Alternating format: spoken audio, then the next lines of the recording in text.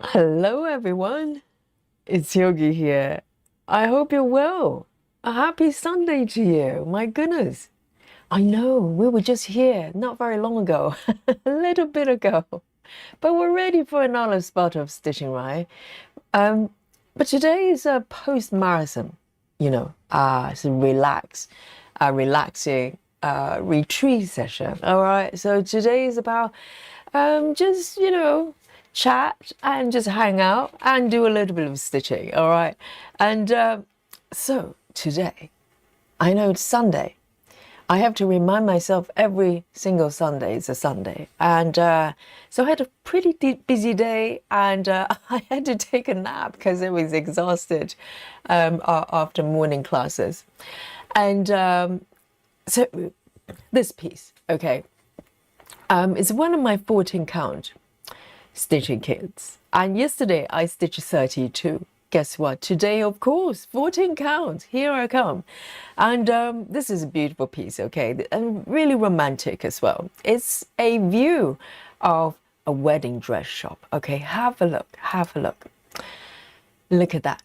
And it's one of the Paris back streets as well, I believe. If you look at the horizon there's a beautiful Eiffel Tower. You can see the silhouette there. And this piece is by an artist called John O'Brien. Some of you might be familiar with him already. There are a lot of beautiful pieces by him, mostly surrounding sort of European streets and little shops and boutiques, etc. I just love that. And this piece, I've been stitching for a while. This is probably the first full coverage I came across without knowing what I was getting myself into. I got this kit from Amazon, and I was just wondering why I couldn't stitch it properly. It was a complete mess, and without knowing, full coverage stitching is a totally different story.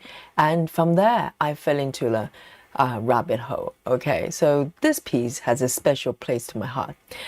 But I was so shocked. Let's have a look. Just show you my iPad here. I was really shocked when I realized the last time I worked on this piece was back in, I think, April time. It's been 3 months apparently. Where's time gone, everyone? I don't know.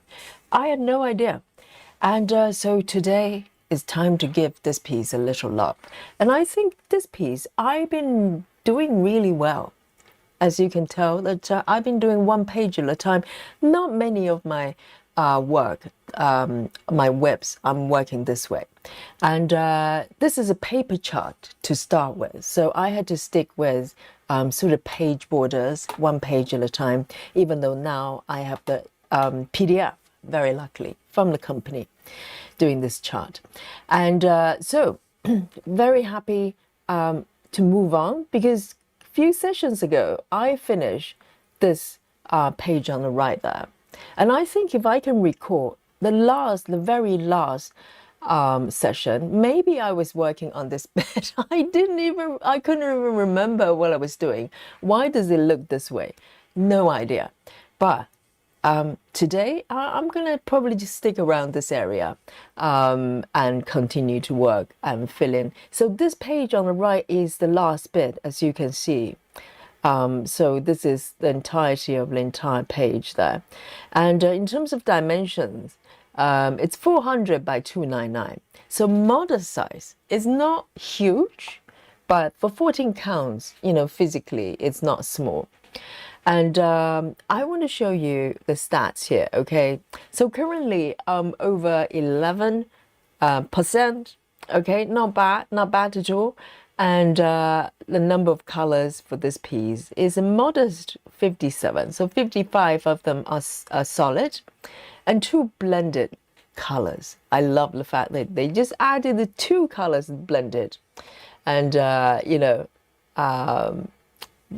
it's really nicely charted. And yesterday, I remember talking about a number of colors for each piece. You really don't need 240 colors to compose a beautiful picture. I mean, look at this one. It's beautiful. Let me just turn on the markup here. This is the actual markup from the stitches. And on top of this, there are back stitching as well. So, you know, the wedding dresses, etc. And there's going to be a lot more detailed. And I love this piece. I love this piece. And I love John O'Brien's artwork as well. And if you want to check it out, this is charted by a company called Max Stitch Design.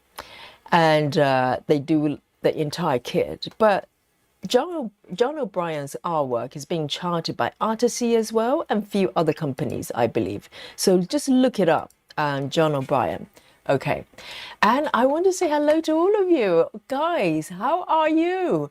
And after yesterday's vigorous stitching, I hope you're doing well. You know, all the people that I know have done marathon.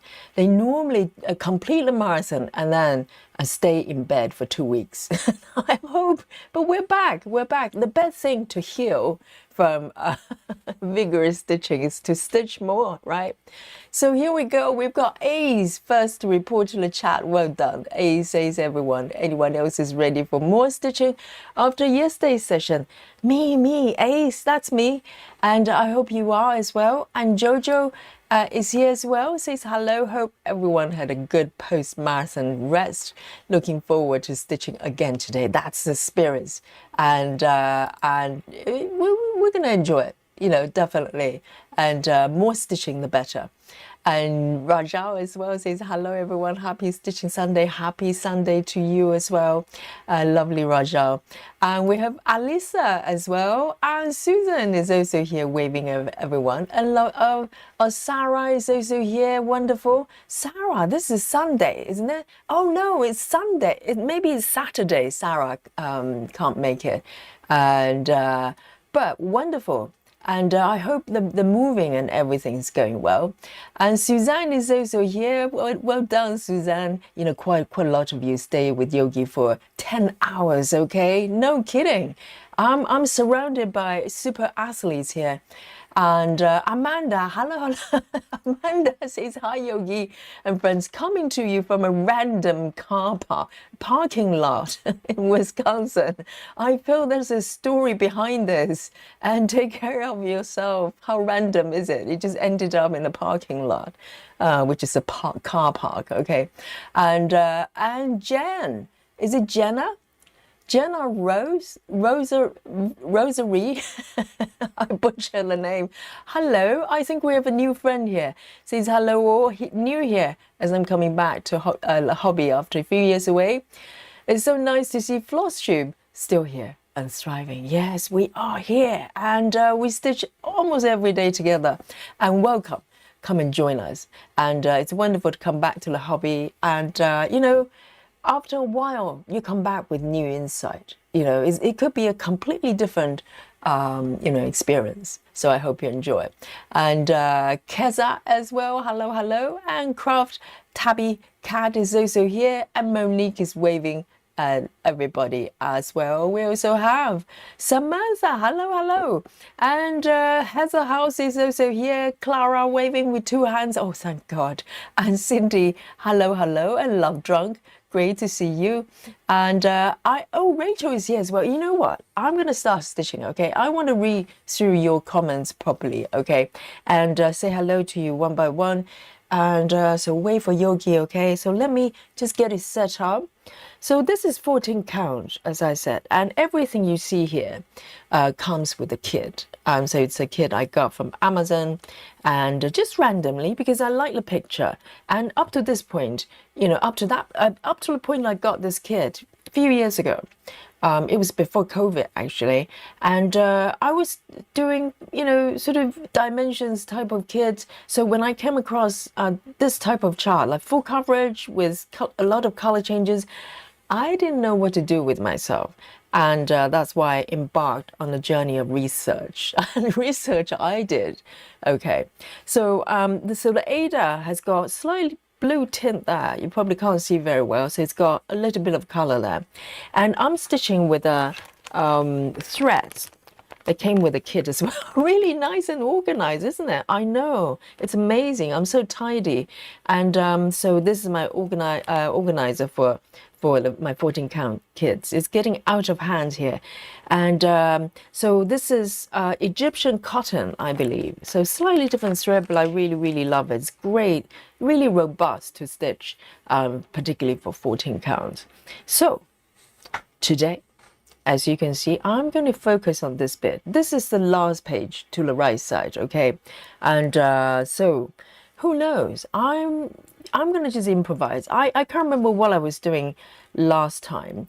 It looks like a random cross country here. I don't know whether any of you remember what I was doing, but I'm just looking at the stitches and trying to figure out what I was trying to do, because I'm not following the border on the top. So it looks like I just picked whatever color I wanted and start to stitch. And today, maybe I'm going to do the same. You know, this is a post-marathon relaxation session. So I'm going to just, you know, stitch and not worry about anything else. And one stitch at a time. Okay, guys, join me. And let me bring on my work mode here and move this slightly over to the left so you can see what I'm doing. Nice and big, isn't it? Yesterday, I have to zoom way in for you to even see anything. 32 counts, I ask you. And so let me just pick the color and I'll return to the comment, okay? And I hope everybody is doing well and having a great time on Sunday and relax. That's the most important thing. This is what stitching brings us. It's just a space in the heart and happiness, simplicity and happiness. Excellent. So let me have a look. We're being random here, so I'm going to be a little bit random. I'm going to just pick a color and go. All right. Okay then. It's a pink. 3713. 3713. Sometimes you can have too much planning. It's not my forte. I just go with the flow. 3713. Very nice. I've got one threaded already. So I'm stitching with 2 strands. It's 14 counts, so it's 2 strands. And I am doing full cross. And guys, let me know what you're working on today, okay? Let's have a little look here.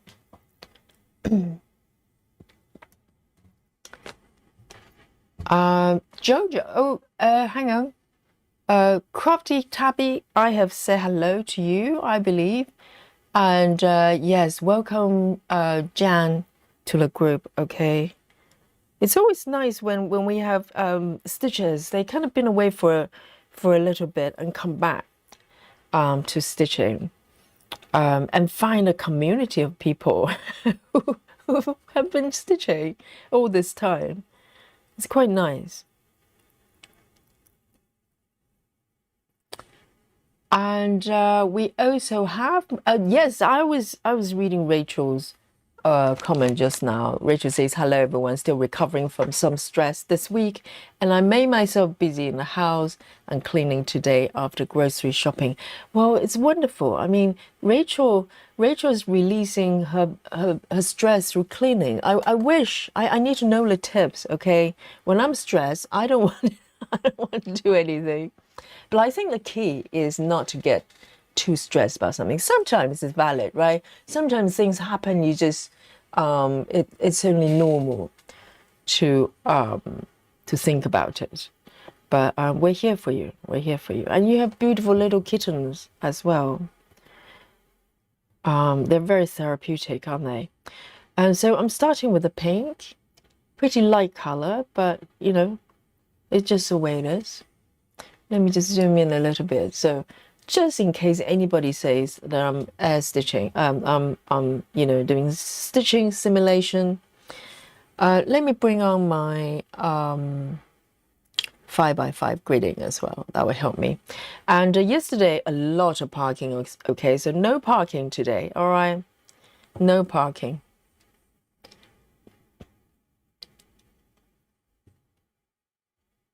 And Rachel says kittens are come out of the room to explore a little bit. Oh, they're growing every day. I bet there are new developments every day. It's so wonderful to hear about what they're doing.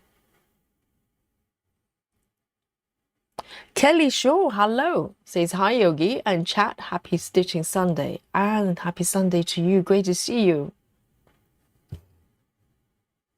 And let me just snip this off. It feels totally different stitching 14 counts versus 32. It's like day and night. Very different experience. I'm gonna just do cross country. Just go wherever I want. And Grace, hello Grace.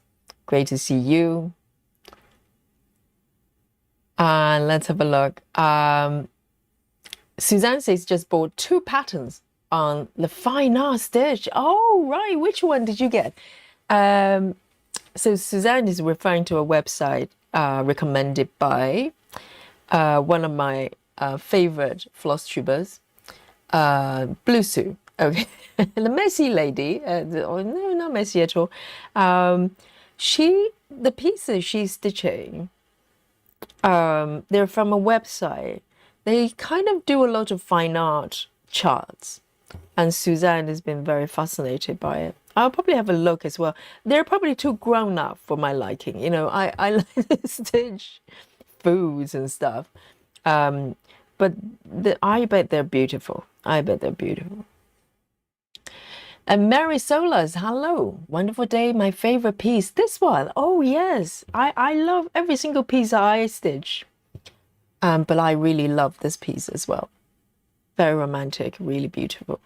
Oh, this one, this stitch is coming loose for some reason. This one, can you see that? Maybe it wasn't tucked in properly.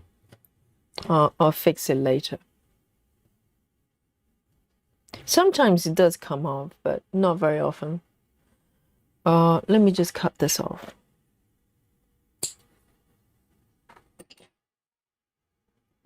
Alison, hello. And Lona is here as well. Says hello, Yogi and Stitchy friends. Great to see you, Lona.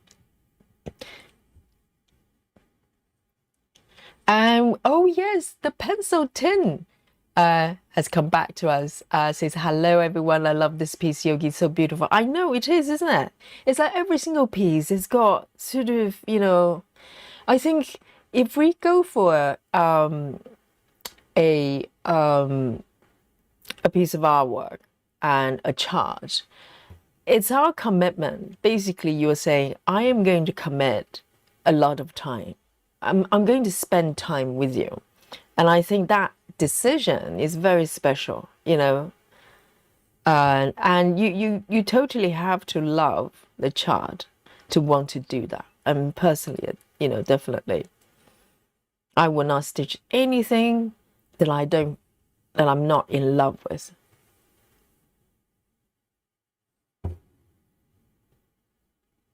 It's like choosing a friend, isn't it? That you spend time with.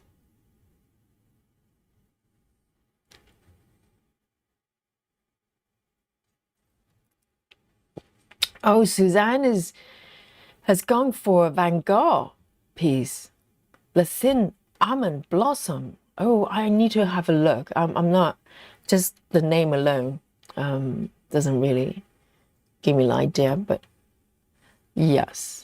And a little girl cropped. That's lovely. That sounds lovely.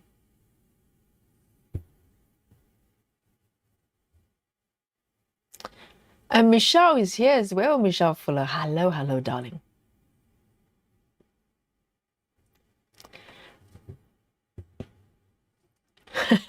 Lona says one is never enough. Lona will know. Lona's got like a library of charts waiting for her. Hello, Sola. Great to see you. I know, Sola, you're late for 5 minutes. Very naughty. Yes, great to see you. Yes, but it's like somebody said, was it Janine said, you know, we're talking about being late for students being late for yoga classes. And, you know, I love what she said. She said, if you're early, you're on time. But if you're on time, you're late. You know, it's a very good rule to follow, so you're never late. Yes, I have to say I'm never late for my own classes, and I don't think I'm ever late for classes that I go to as well, like yoga classes. I'm always early. I'm always early because I like to spend some time just stretching and just settle down, you know.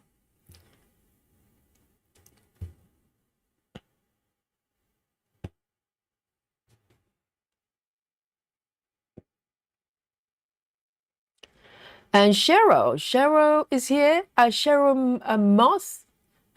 Is it Moss? Cheryl Moss. Yes, you know who you are, Cheryl. Says good afternoon, evening, Yogi. Yes, and to you. And Ash is also here as well. Is that stitching today? Hello. And Jenna says, let me know if I pronounce your name incorrectly, okay? Jenna says, very true, Yogi. It does feel as if I have new insight coming back this time. Hopefully I can finish at least one height finally. Oh, I have a feeling you're going to have a few. Whether you're going to finish them or not, I don't know, but you're going to have a few hanging out with us. That's wonderful. And what was the last thing you stitched before you left? Just so, I'd love to know why you stopped stitching. That would be very, very interesting to know. Amanda says, here for a conference. Oh, from the random car park. Here for a conference. Can't check into the hotel in a few hours, so chose a spot to park and stitch. Oh, you've got your stitching kit as well. Very, very nice. That's proper. That's proper stitcher, right? They leave their house ready just in case they have a few moments they get to stitching. I love it. I need to start doing that. I never stitch outside my home, so never even occurred to me. I'm going to start doing that. I do start bringing my tablet with me though to do my artwork if I have to wait between classes for sometimes, you know, they're a couple of hours apart, and I would have a coffee and start drawing. So this is my new thing.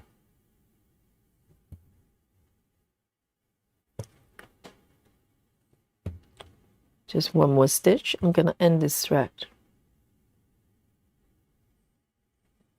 Daria, hello. Says hello, Yogi and Stitchy friends. Happy Stitchy Day. Indeed, every day is a happy Stitchy day. You know, when we're stitching, we're in this moment and doing things we love. And it's just the best. Just the best. So peaceful. All right, I am going to... And also, depending on how long you've been away from stitching, you know, when you come back, maybe a few years, the technology side of things can be very different. You know, the format of the chart, for instance, and also, I think just generally the landscape changes. If you've been stitching all along, you probably don't notice it. But if you've been away for a while and come back, you probably notice people do things differently. Maybe the setup, maybe I don't know, everything, apps, and that makes it interesting, isn't it? Right, I'm gonna come back here. Maybe I can start building the top border. Maybe not a typewriter as such, but I'm gonna start kind of go top down. That might be nice. All right then. Oh, this one, nice and dark. Very nice. A44. A44. Very nice. I really love 14 counts. Janine, hello. You were just about on time, okay? I will give that to you. I think you were technically on time. Great to see you.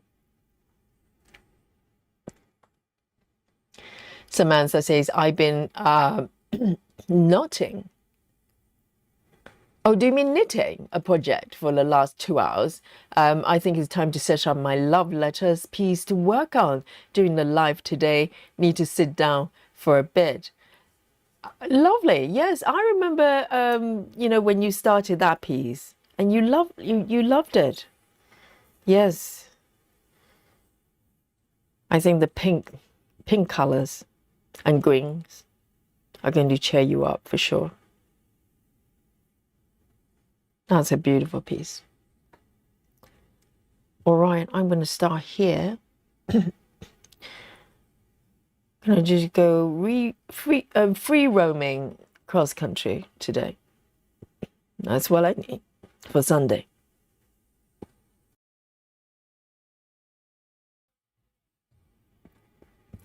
Ginny says, I got a little over 1,000 stitches done on Library of Cat yesterday. You mean during the 10 hours? Ginny says, almost my first cat, tuxedo cat, just like Dolly, but going to work on Marvelous Circus tonight. Oh, wow. Yes, is it upper left? Because I've been looking at people working on this piece, Komari and a few other people. On upper left, there's a little cat that's kind of facing back, kind of trying to grab something or something like that. Yes, I think that piece, if you're a cat lover, you're gonna enjoy so much. It's just too epic for me at this point. And Gayla, hello. Great to see you.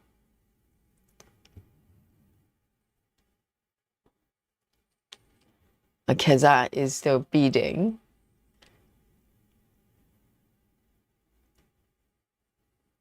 And Suzanne says I got one called her favorite pets. Oh, the chart, the fine art charts. Cropped just her face and cropped version of Almond Blossom by Van Gogh.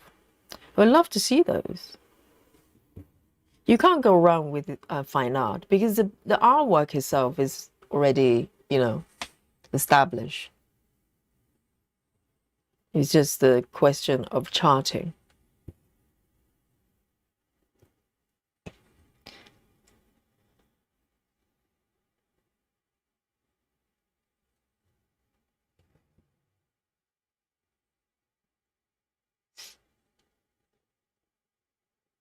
Hey, Natty, great to see you.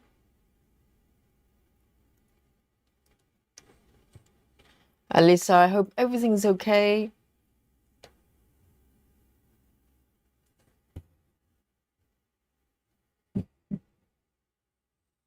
Okay, I'm gonna stick with the top border there. It's very tempting to just start, you know, stitching in the surrounding stitches. I'm gonna be a little bit more disciplined. Oh, hang on, that's not correct. Guys, reverse stitching, just one stitch. It should be over here. It should be over where? 1, 2. Okay, it should be 1 to the right side. No, 2. Dear, oh dear. Okay. I spotted it, okay? Oh, I didn't start a sprint, did I? But it's okay. We've got the calendar. We've got a calendar. It's okay, because I've already marked a few stitches. It's quite okay. It's quite okay.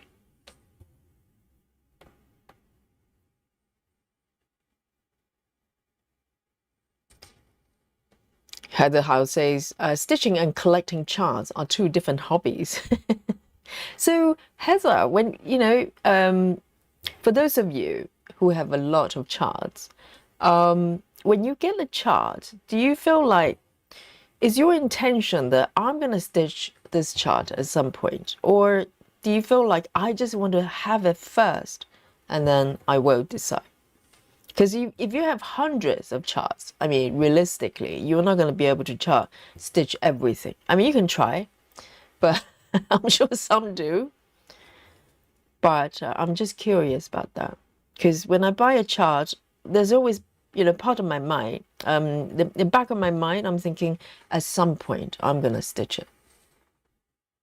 Okay, I'm going to have to do a yogi move because I'm taking this thread straight down and I don't want to do that.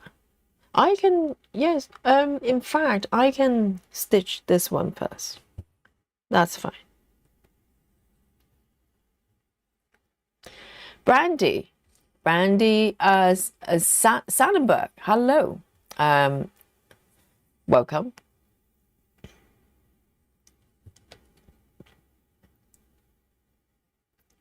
Suki, hello. And Jana says, hey Yogi, name is pronounced like Jenna, but with an R instead of E. So it's Jana. Ah, I see. Because sometimes when you have a handle that's very long, probably combining multiple words, it's sometimes hard for me to figure out where something ends and when, you start the next word. So Jana, is that correct? That's very helpful. Thank you. Let me do a little bit of Danish. I like a little bit of Danish from time to time. Nati says, started this pattern. I'm nervous about the render. How does it look as why so far, Yogi? Have you got the same chart as me, or is it charted by someone else? I think there's a couple of other companies, they charted this piece as well. Don't be nervous. Just give it a go. I think, most charts, if you look at the markup on your app, Pattern Keeper or Saga, you get a pretty good idea, whether it comes out good or not. And I think that's what the chart designers, they rely upon, because I don't think they test stitch every single bit. It's just not practical. But I think they're pretty much, trusting the app to guide them.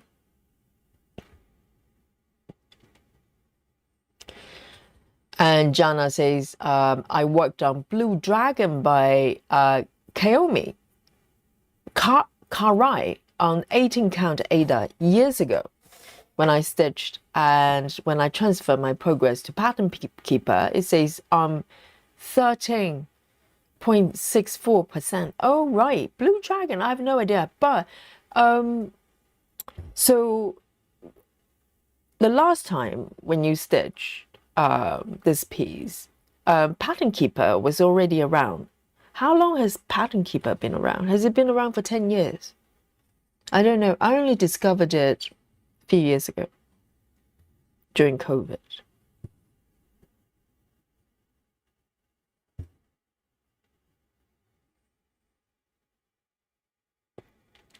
And are you going to continue with that piece, or are you starting a new one?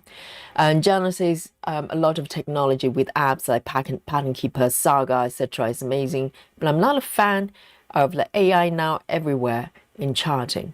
Yes, I think every stitcher kind of have a different idea about it, and I'm kind of keeping open mind. Personally, I don't use it and I have no interest. But I'm intrigued by what people are doing.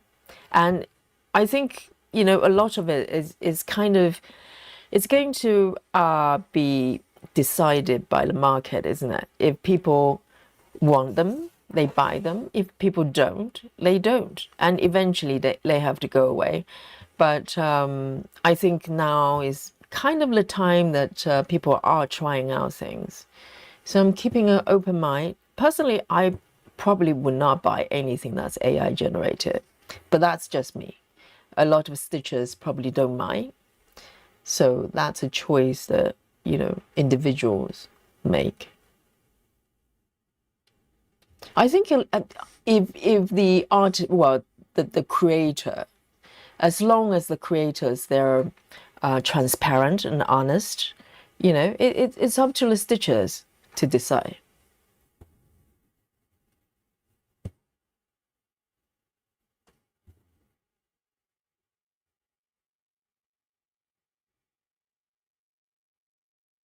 Hey, Kelly.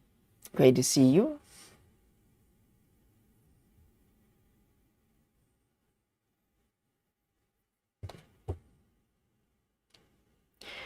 But having started creating artwork, hopefully to turn them into charts, it is a little bit kind of, I am slightly, I have mixed feelings about how fast they can kind of push out charts that way. Because for me, so far, I'm working on two pieces mainly, and each one of them has been taken, they've been taken months. Pretty much, and that's probably is going to be quite typical, for our creation, because I'm slightly ambitious. I want to create something it's a little bit more complex, but it takes a long time. So in terms of the productivity, there's no match to AI at all, or any kind of generation that doesn't require hand drawing. But that's just the way it is.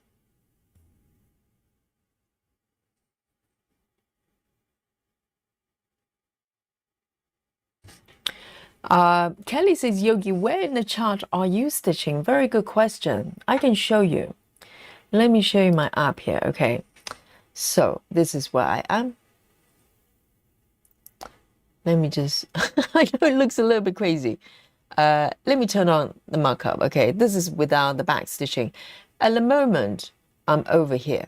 So just where the lady is, the lady in red on the poster there, that's roughly where I am. So I'm stitching her hat, I think, or hair. I have no idea. Something like that. So that's what I'm stitching. Let me zoom in here. There. Can you see that? There. So it's going to be quite fun. The left panel is slightly, paler in color, but the middle one, where the lady is there are a lot of bright colors. So I'm looking forward to it. So can you see that? There's a little hat or something, headgear going on. So I'm going to just stitch until I run out of thread.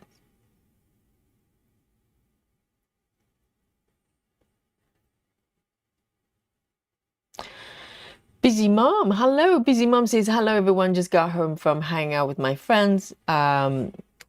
It's it's a stitching group where we're knitting or crochet.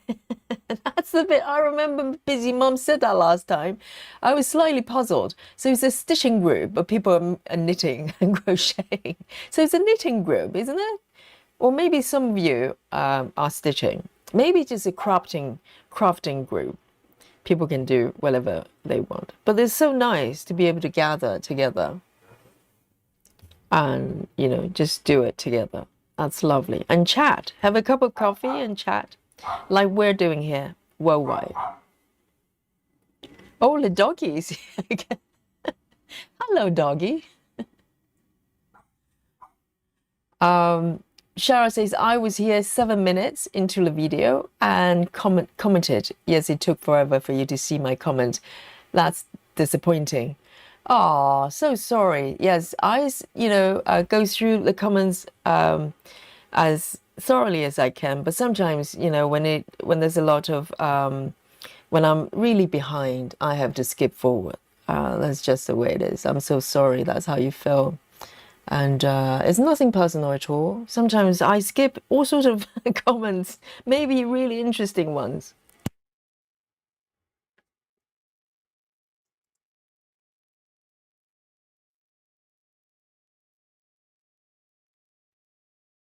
Brandy says, wish I could get enough alone time to stitch 1,000 stitches at one setting. But if I did, I'll probably be one of those times where I can't keep enough focus anyway. Yes, everybody has different attention span, isn't it? And I don't know. I I think I did 1,000 stitches once, okay? Ages ago, and I don't know how that happened. I'm looking for my scissors. And, but I didn't do it in one setting. It was during one day, within a day, but I kind of dip in and out. And for some reason, I was on fire that day. I was so shocked when I realized that I did 1,000, but never happened again. Never happened again. It's just one of those things. Lona says, I'm going to stitch it. Oh, all of them, all of them.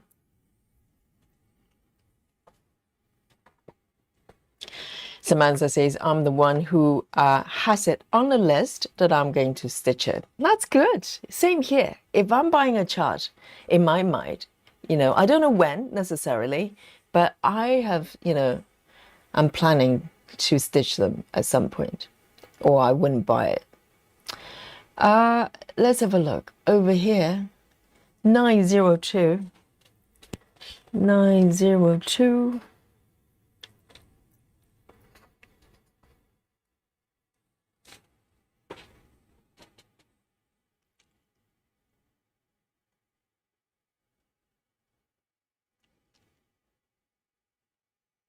And Nati says, I have both this one and Artisy. I'm doing this one, but I would like to see how clear it looks first before continuing. Yes, you can probably get some indication of the stitch area already that I've got. But the thing is, though, this chart, you know, depending on the stitch count, fabric count that you're stitching, that will probably vary. If you do 14 counts, it will come out the same as me. But also, they're back stitching as well. So that's going to add some more detail. So it depends on how you like it. I think for Artisy, there's probably just cross stitching without the back stitching. So.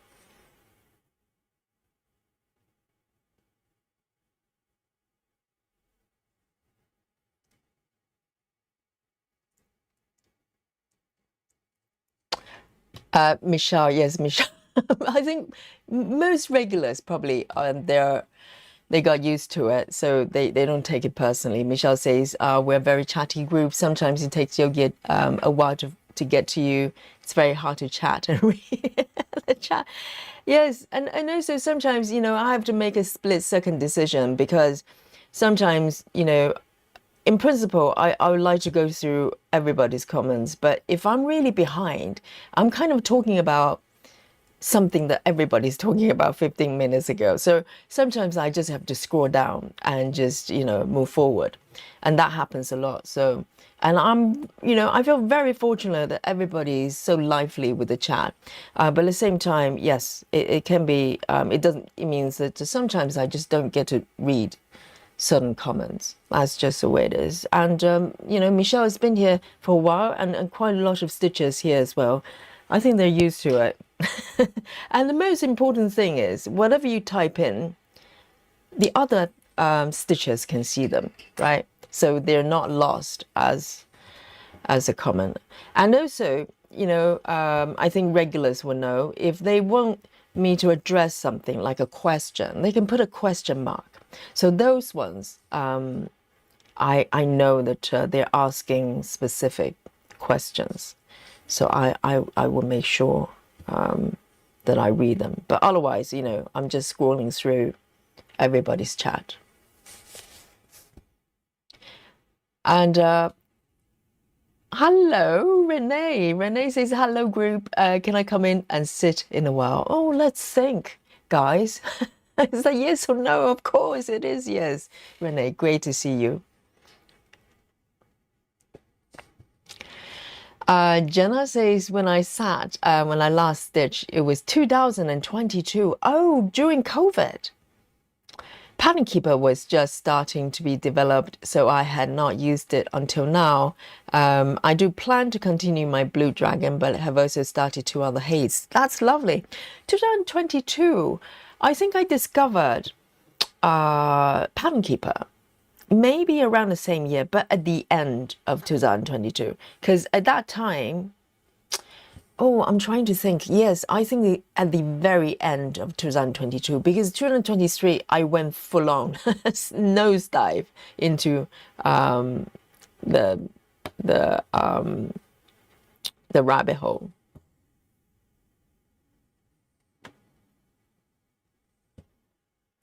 Yes. And I have no idea how new Pattern Keeper was at that time. I was under the impression that maybe it had been around for a little bit. So I was so shocked when I discovered it. I didn't know there was such a, such an app around.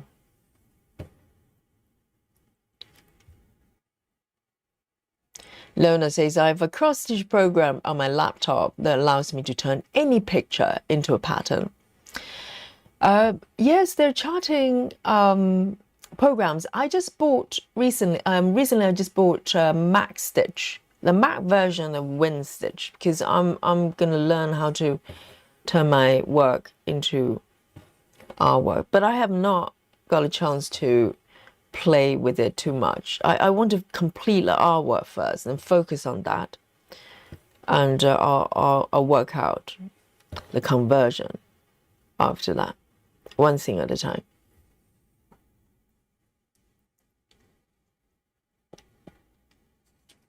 Let me take a sip of my coffee here. And Renee says, I'm crocheting today too, busy mom. Oh, you can be a sort of knitting buddy.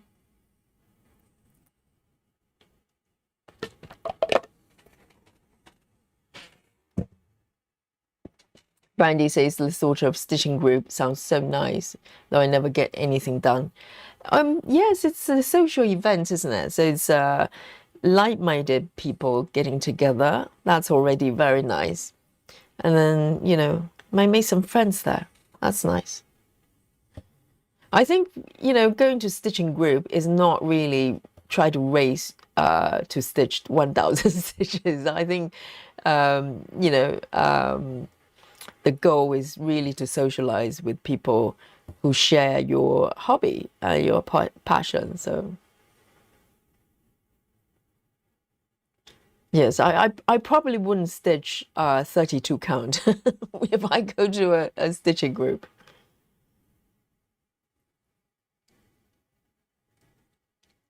I know, Sola, but that was one off, okay, 1,000 stitches. I could not reproduce that performance.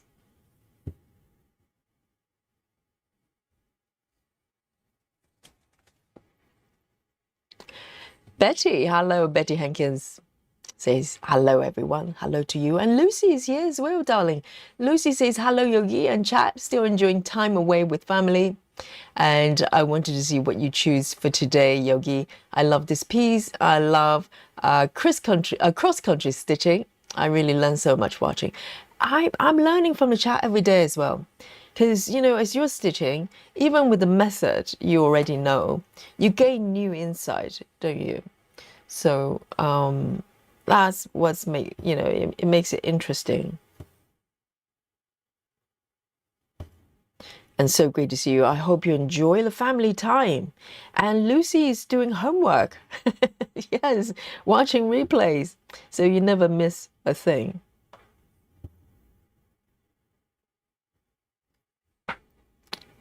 And Jen, hello Jen. Jen says, what count fabric are you working on? This is 14 count, 14 count Ada. Sola says Yogi's. I wouldn't go that far, Sola. Sola says Yogi's a champion multitasker, so I can't even imagine stitching, reading a saga chart, plus responding to the chat. Missing a few.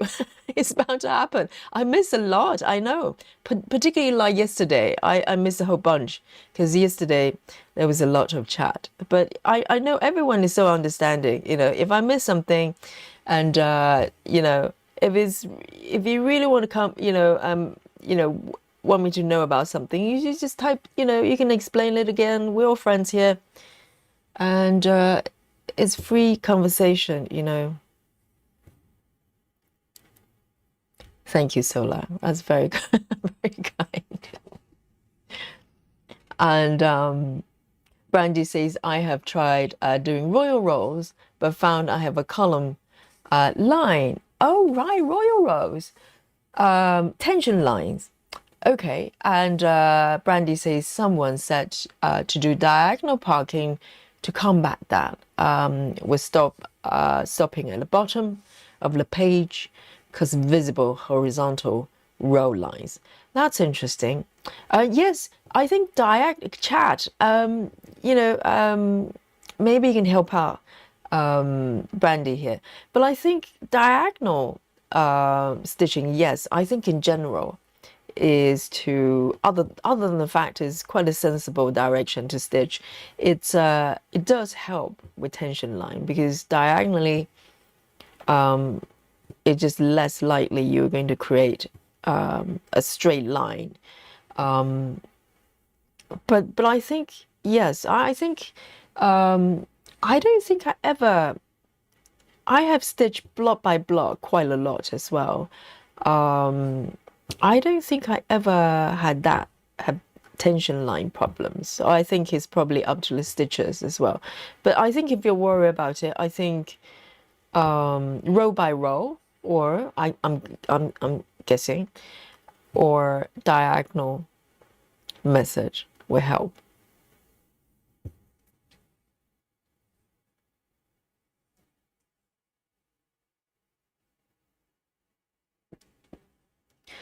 Sarah says you can also get diagonal lines. Right, it depends on the tension. That's correct. Yes, I agree, Sarah. I think if you have the habit of pulling threads quite tight, then eventually, and also if you really follow the diagonal really neatly, if you keep it fuzzy, then you don't.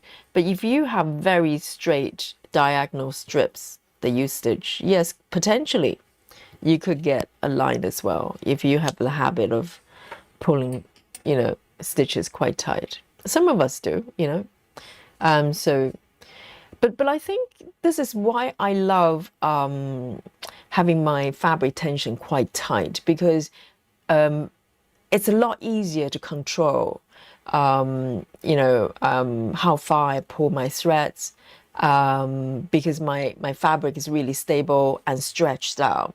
I think it's less likely that you kind of try to pull the stitches too tight.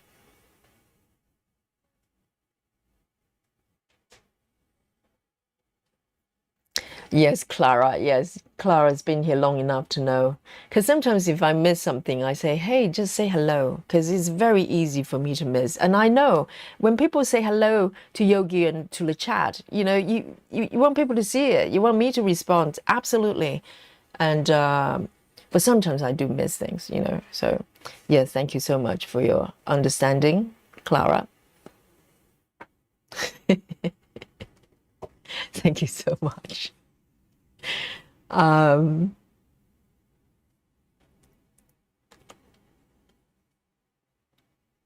oh, what happened? Someone is raising the fire alarm. What happened? Already? What have I done?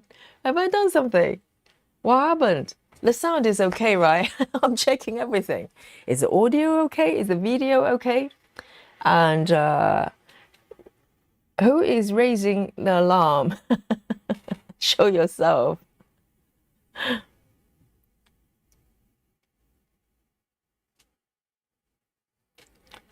What happened?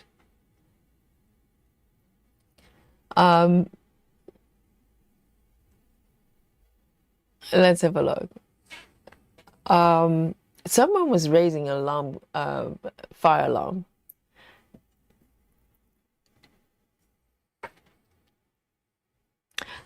Clara says, Brandy, if you stitch some extra stitches on the side towers and bottom tower, you won't get tension line. Right. So, Clara, are you suggesting just keep it fuzzy? I think a lot of stitches probably do that if they do block by block, and if there are stitches right next, just outside the border, they would stitch it just to keep it slightly fuzzy. And also Saga actually has a feature that you can define borders, you know, whatever area they were stitching. You can make it zigzag.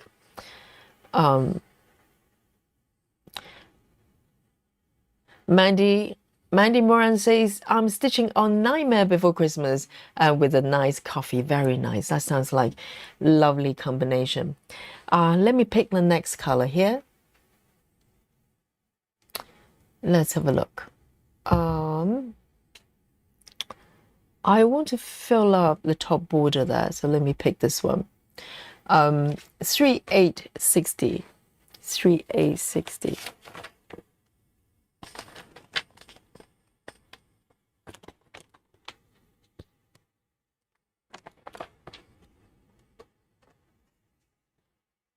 In fact, let me have a look. Okay then, let me just use this one.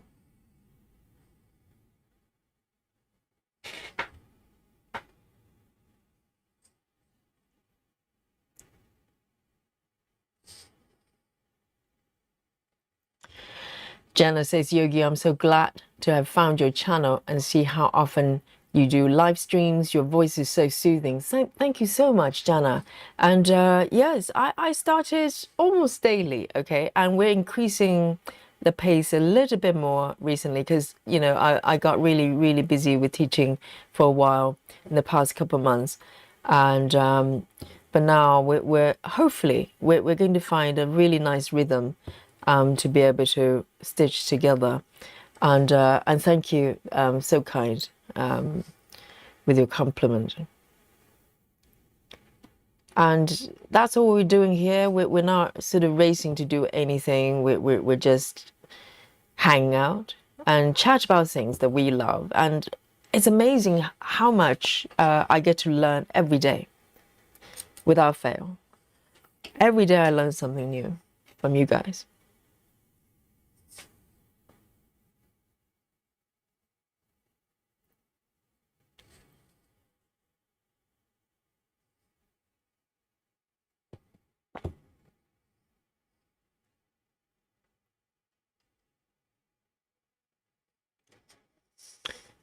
Brandy says, for the life of me, I can't seem to control or even out my tension when I stitch, or feels the same. Interesting.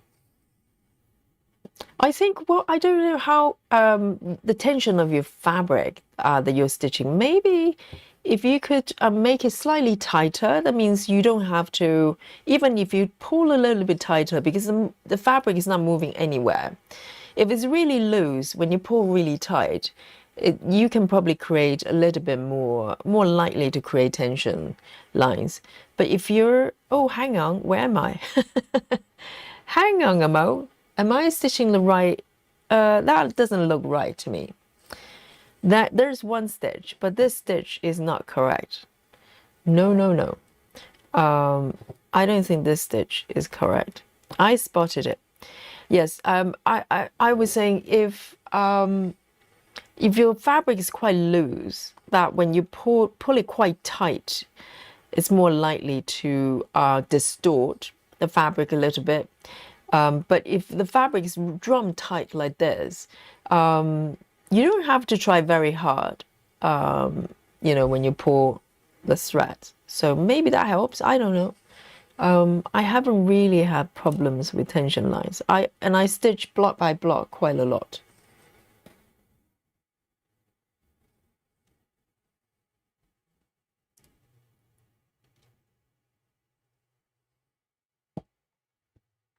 Clara says feathering. That's the term. Yes.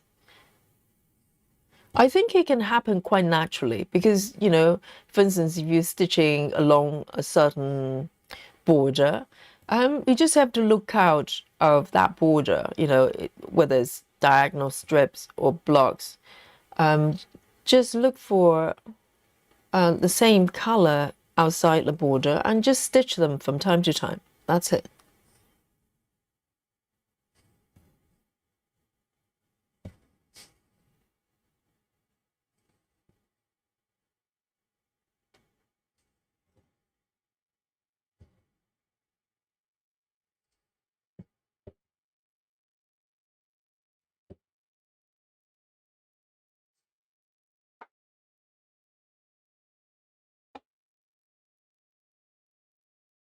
Lynn, hello.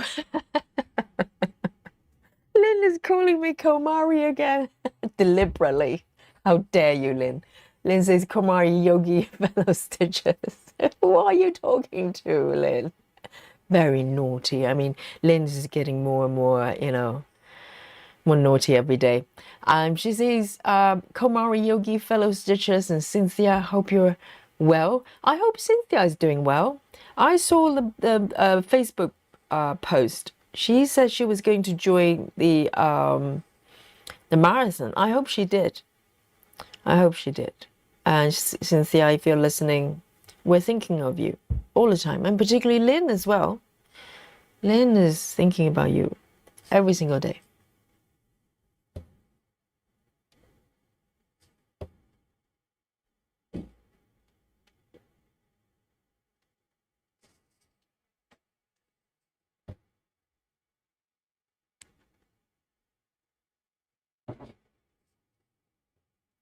Suzanne says, I did the Nudge clip frame review. Have you? Yes, we were talking about it yesterday. Have you uploaded it or have you filmed it? Because yesterday we were talking about kind of the best hoops, and Nudge has come up with a Q-snap version. Nudge version of Q-snap, and I was wondering whether they were any good. And Suzanne, according to Suzanne, not very good.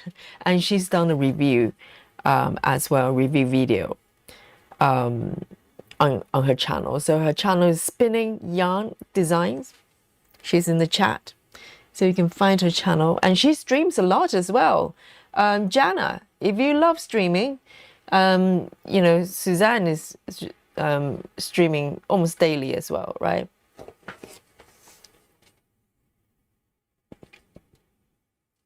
Laurie Clark says, I stitch cross country. I have not run into that problem. Oh, as in tension lines.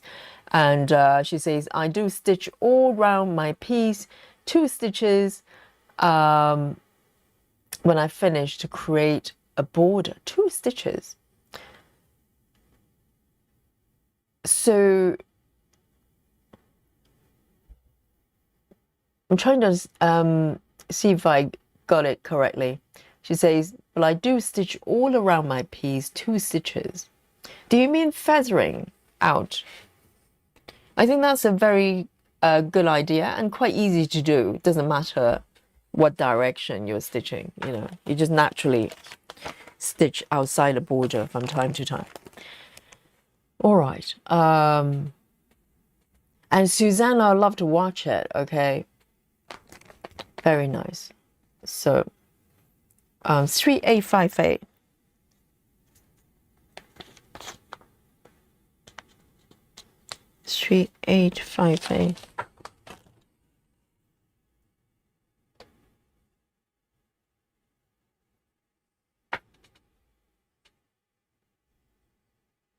Brandy says, how many whips do you rotate through? I don't think I've ever seen you stitching the same ones, though I miss most live streams.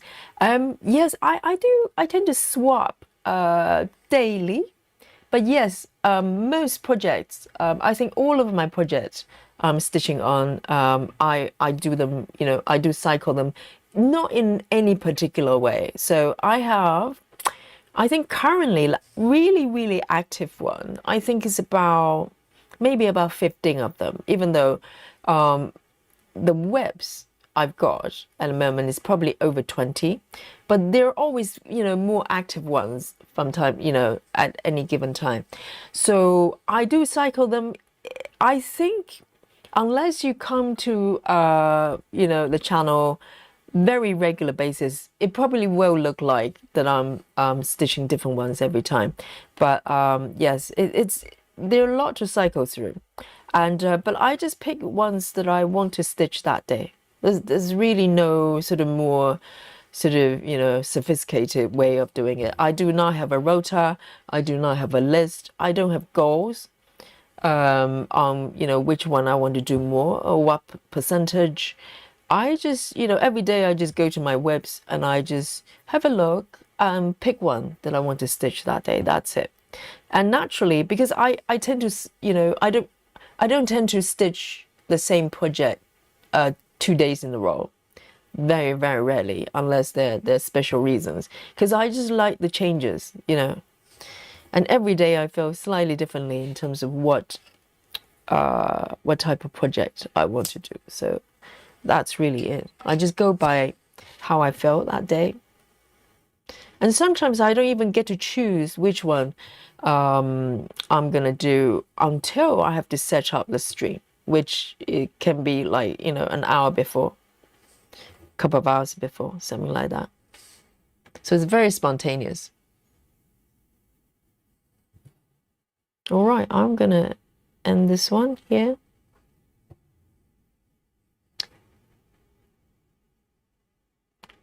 And Badil, hello. Good evening and happy stitching to you. Excellent, Suzanne. Definitely, go watch it. It's very useful. You have to convince me it's just rubbish. I won't buy it. So Suzanne is trying to save me money. Good and effort. Because I would be very disappointed if I got it and I really don't like it. Because I like the brand. I love their hoops. And Renee is doing a new project, Light of Faith by Artisy, and Abraham Hunter piece. It's a lighthouse scene, Susan. Yes, that sounds so sophisticated. Yes, that probably echoes Suzanne's choices as well. Suzanne is doing fine art, or going to. Very grown up, very grown up. All right, I'm going to come to the slightly paler area and pick 945. 945.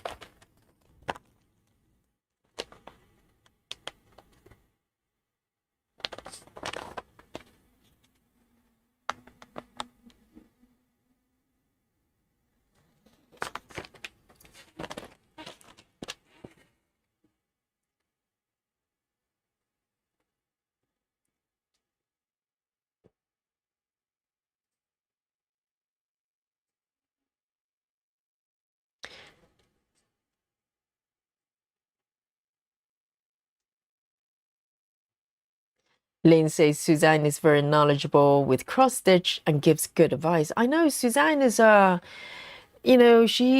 since she kind of come to the live stream regular basis, we're learning so much from her. She's a weaving teacher, and also she's very knowledgeable about a lot of technical stuff that I just pay no attention to. So that's the great thing about this chat. It's full of people with words of knowledge.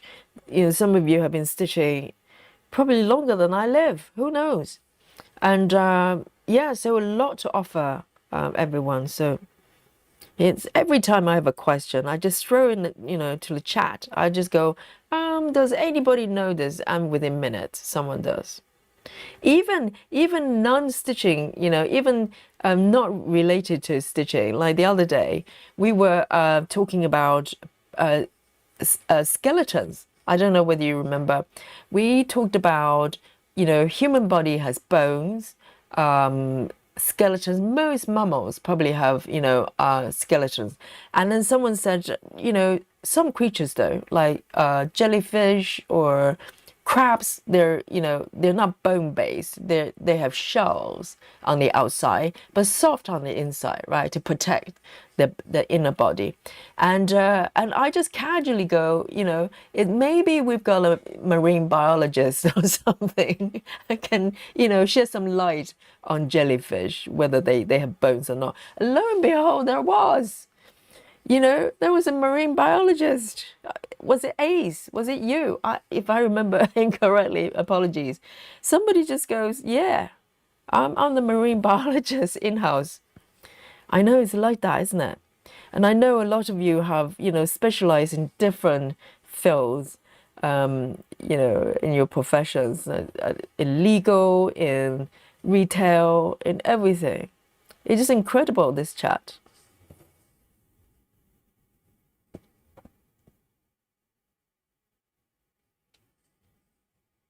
And of course, Lynn is specialized in farm animals.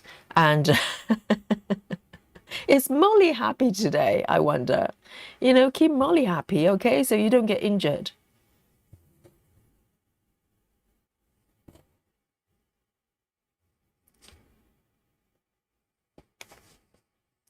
And Clara says, and so is Chivers. Eight Moon Faces on YouTube. Oh, so that's the full name.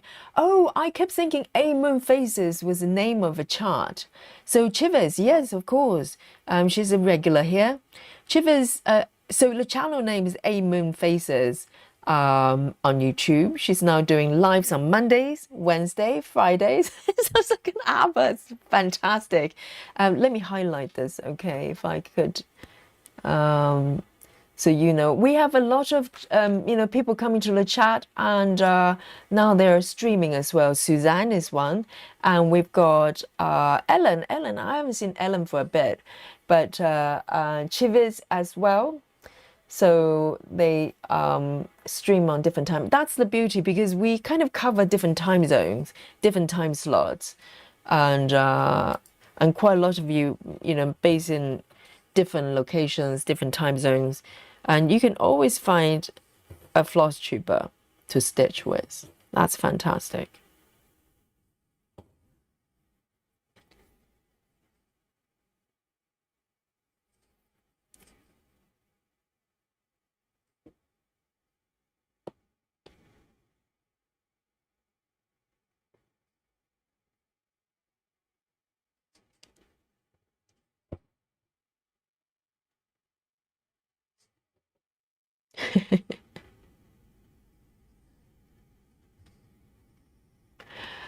Oh, I love that, Renee. Renee says yogi chameleon stitching.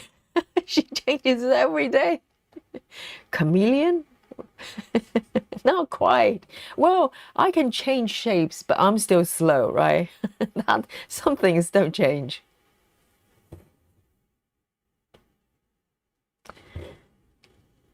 But I'm kind of looking at webs like food. Even my favorite foods, I don't want to have it every day. Well, in fact, I probably have favorites at the moment, then I want to eat more. But day to day, I like to change flavors.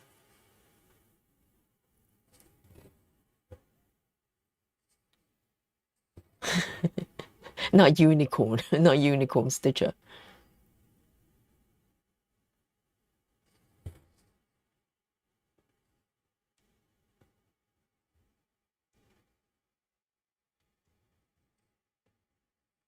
And Joyce, hello, Joyce.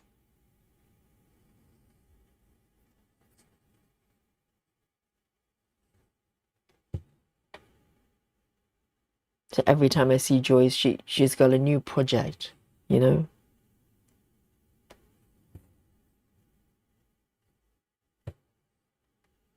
Joyce, how is your Gecko Rouge craft cupboard going? You've done so much.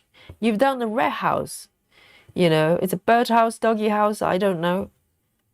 You're so fast.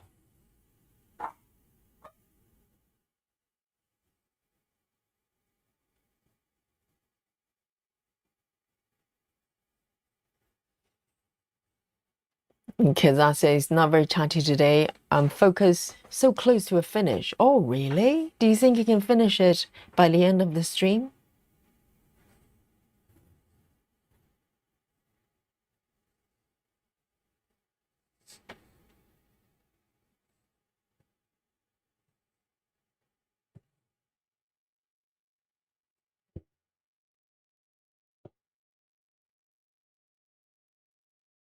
So Kazat is doing the Alice in Wonderland piece. Oh, is that the 6 bits? Is that piece you're doing? Trying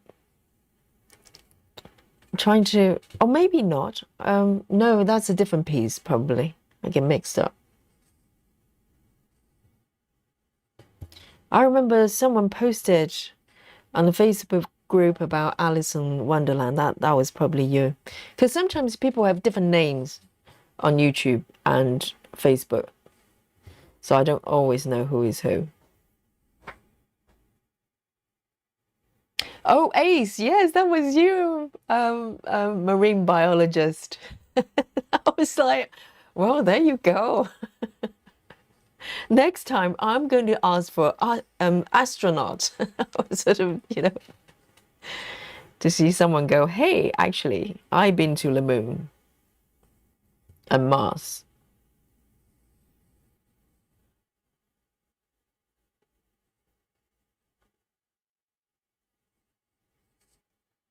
Where am I? Oh, I shouldn't say that. Natty's here. Just start hitting the shots. But sometimes I need to say it because I generally don't know where I am.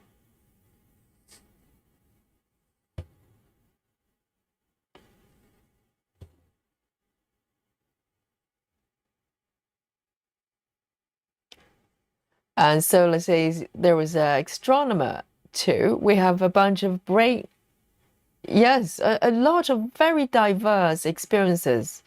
It's so wonderful. It's a surprise every day. Hello, Maria. Maria says, hi, Yogi. Happy stitching. And happy stitching to you.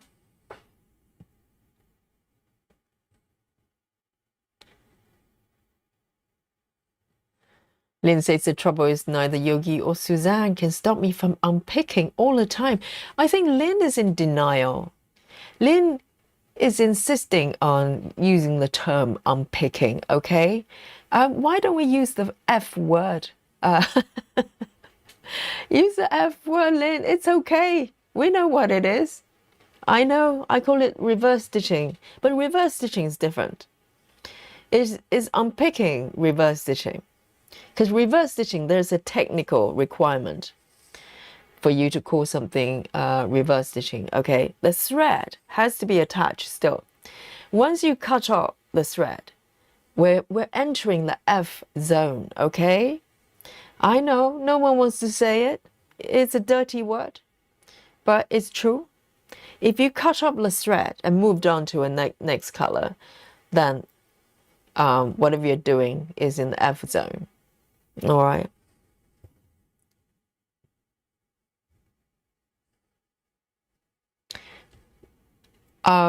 Susan, are you eating bananas? Is it banana time?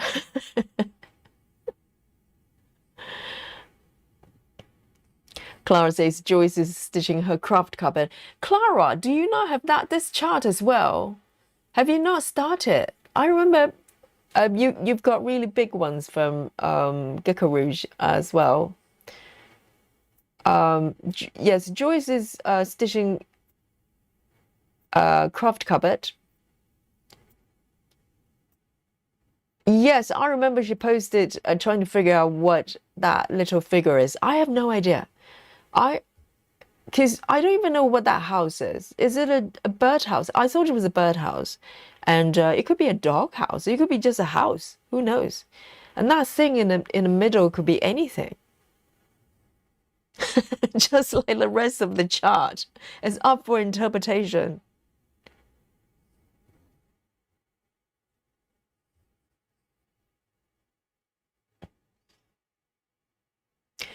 Joy says, I put the Gecko Rouge on hold, catching up on my Hey Sao first. Oh, which pizza is Joyce? Oh, Joyce, you're doing the battleship. Oh dear.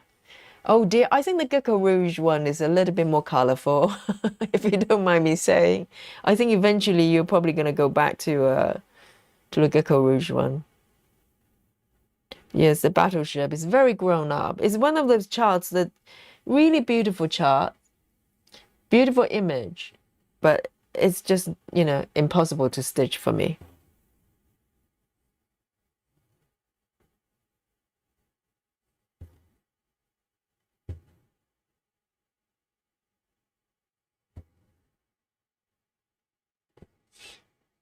But that's homework, isn't it? It has to do homework sometimes.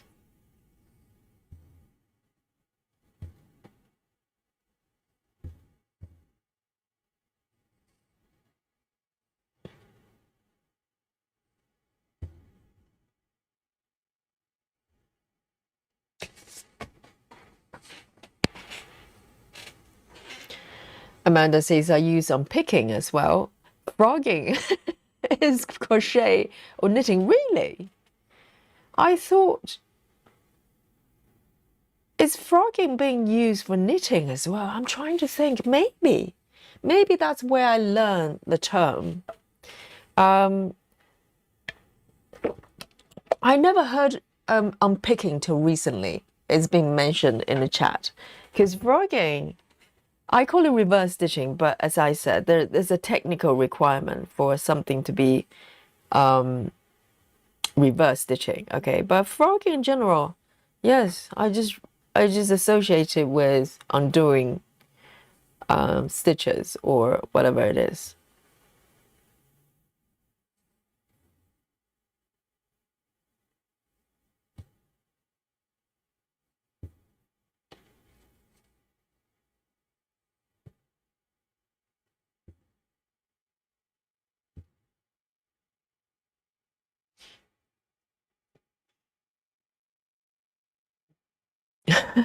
Brandy says, I step away for a few minutes. And are we reverse stitching again? No, we're just talking about it. Luckily, I probably reverse stitch one stitch. I spotted it. But so far, so good. Fingers crossed. But I think Lynn is reverse stitching.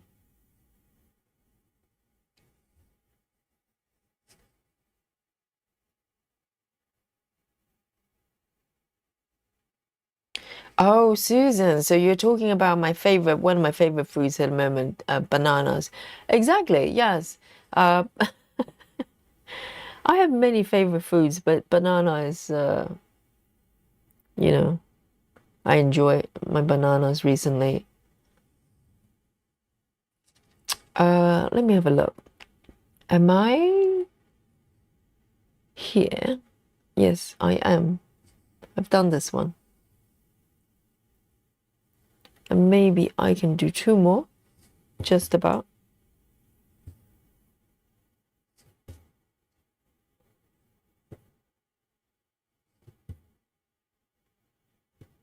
And today, I had to stay at the cafe at the studio because I was waiting for. So I did one class in the morning, and then I had to wait for about 2 hours for the following class. So I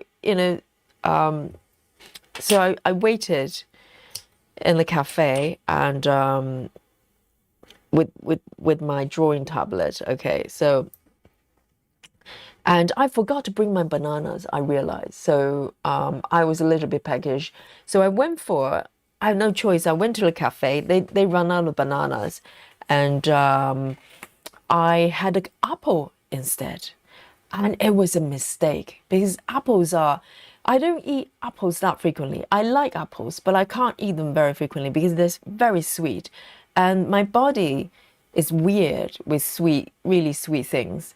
But I had no choice. I was a little bit hungry. I didn't have any food. So I bought an apple from them, the green ones. I thought green ones were okay, but it wasn't Granny Smith's. It was a slightly sweeter ones. I don't know which one that was. Oh my God. As soon as I finished that tiny apple, it's very small, really small one, I started to feel very, very sleepy. I think I had some sort of a sugar intolerance.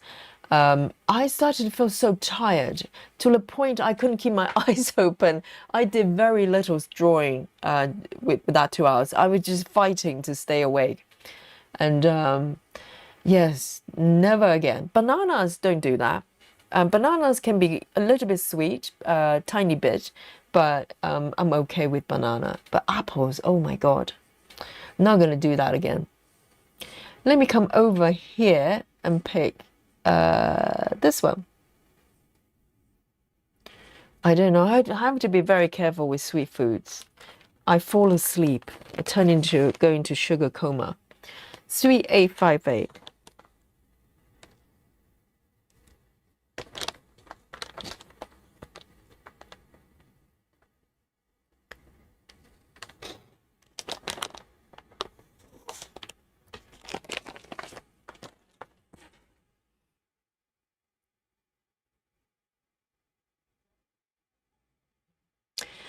And Stitching Jerry, hello, good evening.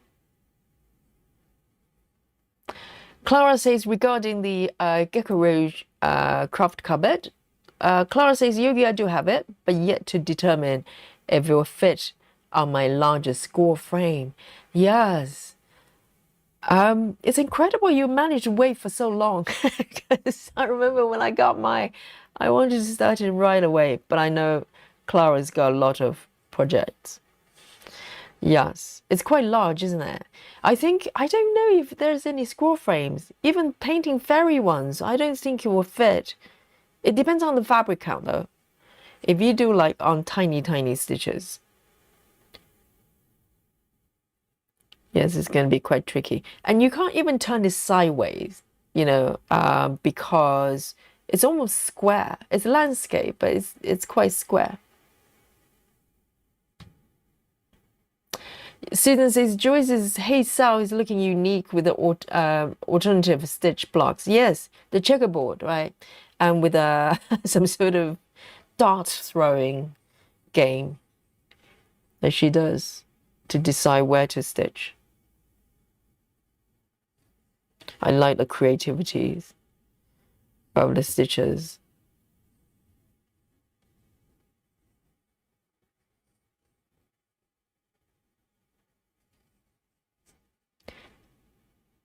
Hello, Chiviz.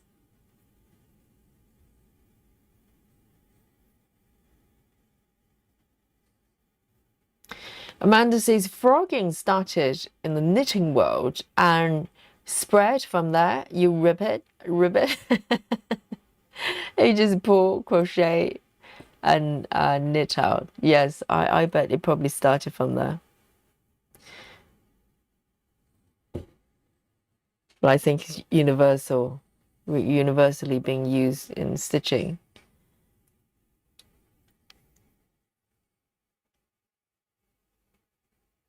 Alisa says, I was always calling it ripping it out. Ah, yes. But what if it's just reverse stitching? You're not ripping, are you? You're not destroying the stitches. You're just undoing it. Unpicking sounds very similar to reverse stitching. As frogging, you could destroy the threads as well as you undo it.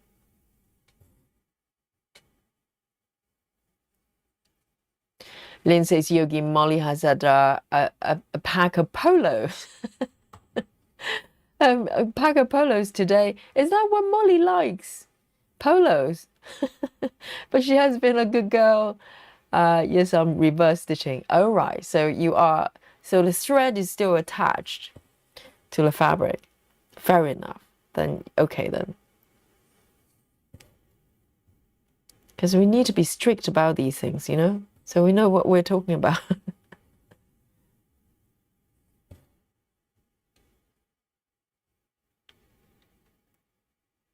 Ginny, great to see you back.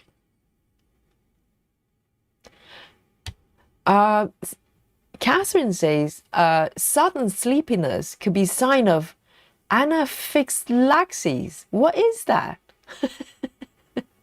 It sounds really serious. Is it fatal? Oh dear. Yes, it can be triggered for me, not randomly, but normally when I have sugary things.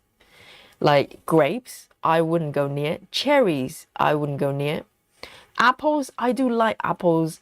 I try to, if I ever want to eat one, I try to go for Granny Smith, which is a bit more sour than sweet, but still I have to, only do it from time to time. And with those red ones, really sweet ones, no chance. Oh, hang on a second. I think my squirrels is doing something in the kitchen. Let me just pause a little bit. Let me mute it. Okay, I'll be right back.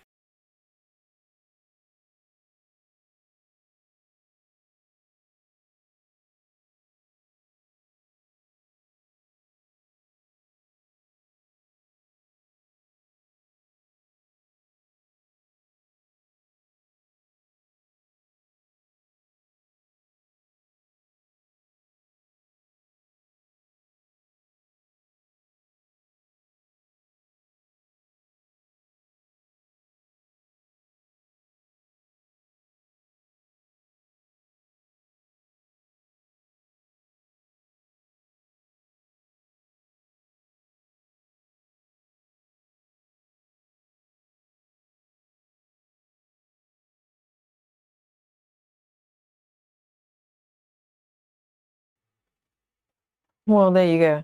I don't know what happened. I just heard some kerfuffle in the kitchen. And normally, because I normally have my kitchen window open a little gap for the squirrels to come in, and I forgot to close it. And I don't know whether there's some, squirrels, they're still active. They normally go home after dark, and it's quite dark now, so I don't know what that was about. I heard something, but it's fine. The kitchen looks in one piece.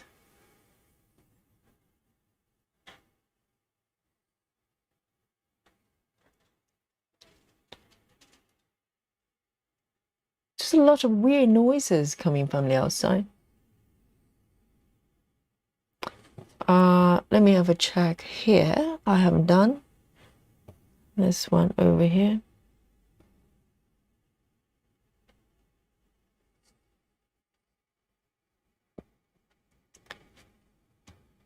Exactly, Renee. What is it? And Cheryl says, I always keep peanut butter and crackers in my purse. Yes, that's a very good idea. I mean, I know very often, depends. Recently has been bananas more frequently, but most of the times I would have some nuts, in my bag, just in case. So it's become like a habit. I just have some snacks that I can keep in my bag all the time. But today I run out. I had nothing.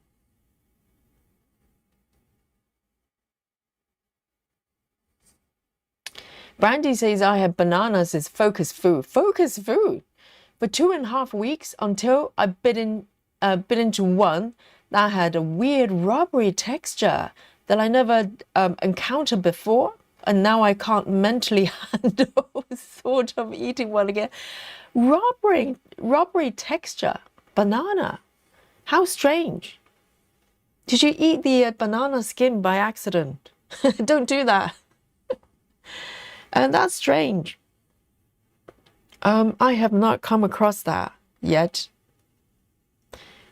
But yes, I can understand it. If you have like a weird experience with food, it will probably put you off for a little bit.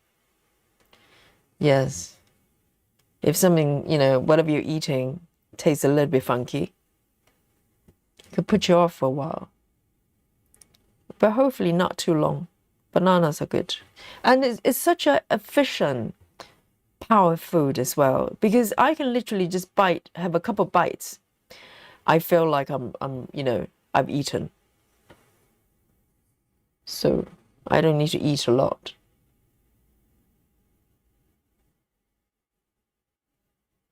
Let me have a look over here.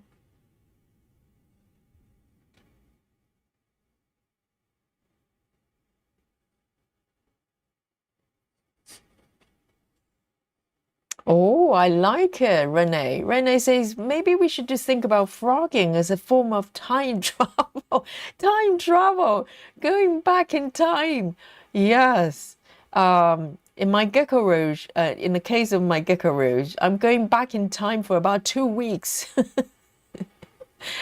Yes, I like the idea though. But also, as I sort of, I kind of mentioned a couple of times before that frogging is probably very much part of stitching, isn't it? And knitting as well. Because if you knit, at some point you're going to undo your, stitches and redo it for whatever reason. And not to be discouraged by it. It's hard sometimes, when you realize you have a lot to frog. But the thing is though, as I said, whenever there is a challenge like that, creativity comes.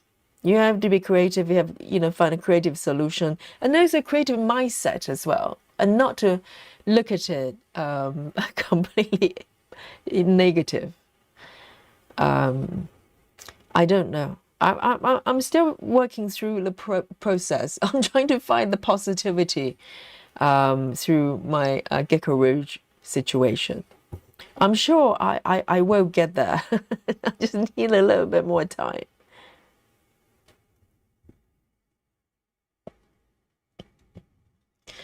Brandy says, I have sadly discovered the reverse stitching on high count even weave is not as easy on Ada. Brandy, welcome. Yes, I need to show you my Gecko Rouge craft cupboard at some point, okay, Brandy? Yes, we're talking the same language, okay? I totally agree. My Gecko Rouge craft cupboard currently, I have, let me think, 2,000 stitches waiting for me to frog. And guess what? It's on 28 count. 28 count. Yep. That's it.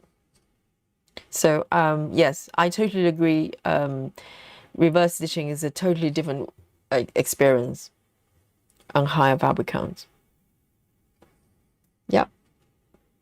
You probably have to shape off the stitches rather than unstitching it, rather than reversing or frogging it, because it's so tight.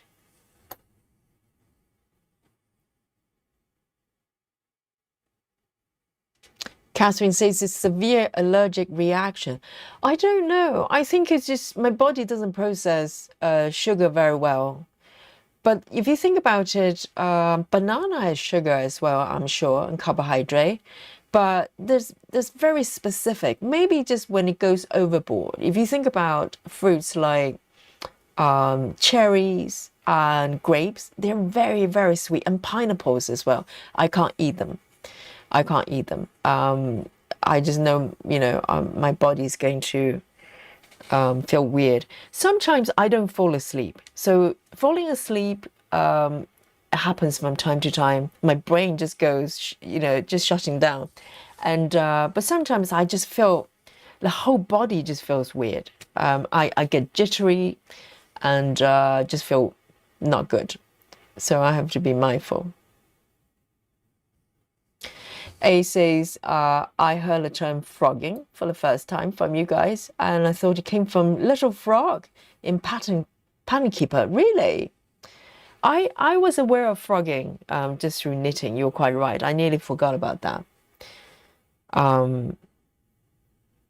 Yeah. But I think it's universal, isn't it? It's just, it's just ripping off whatever you've done.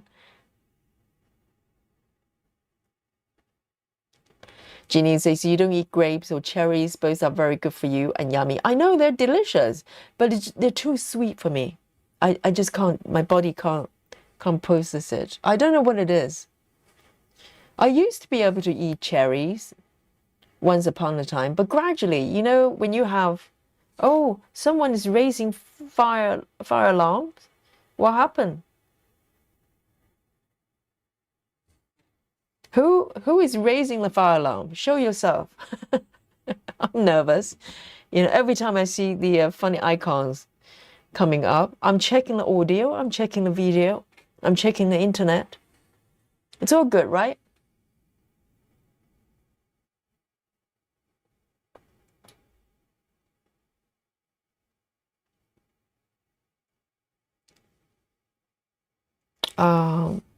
Trying to catch up with the chat. All right, I'm going to pick the next one. Is everything good? Fire alarm is off. It's not a toy, okay? Don't just hit it for a laugh, because Yogi is very nervous every time I see it.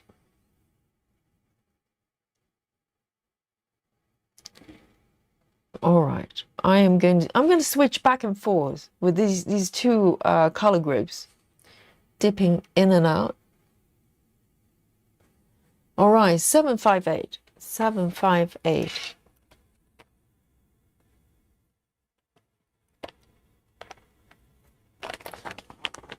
It's a lovely pink.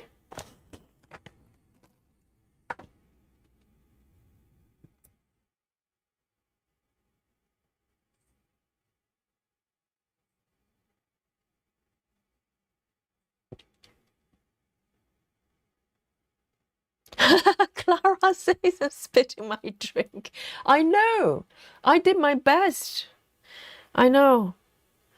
It's like I don't know what I was reading. I'll try not to repeat it again. Rise of severe reaction. Dear, dear, just call it that. Just say, allergic reaction. That's easier.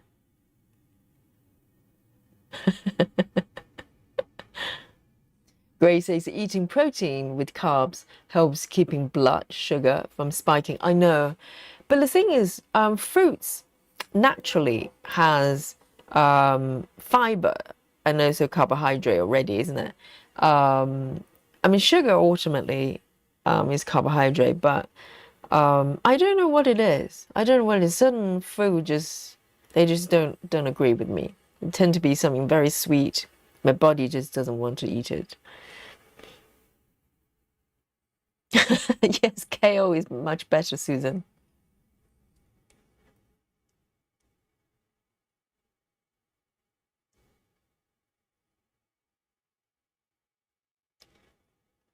I think my body's happiest when I cut sugar off as much as possible.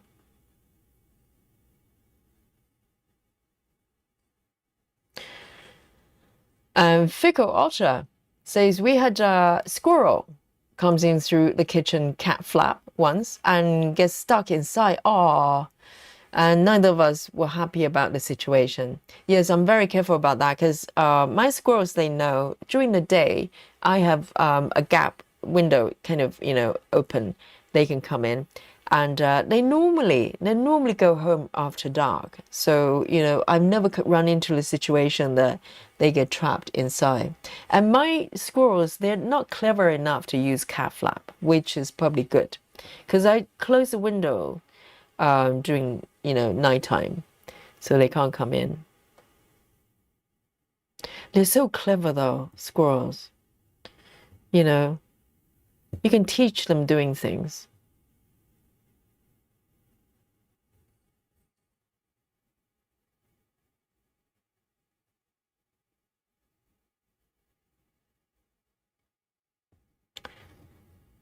And Ginny says, so Yogi, just so you know, I started Library of Cats bottom left like Komari, but would never catch up with her.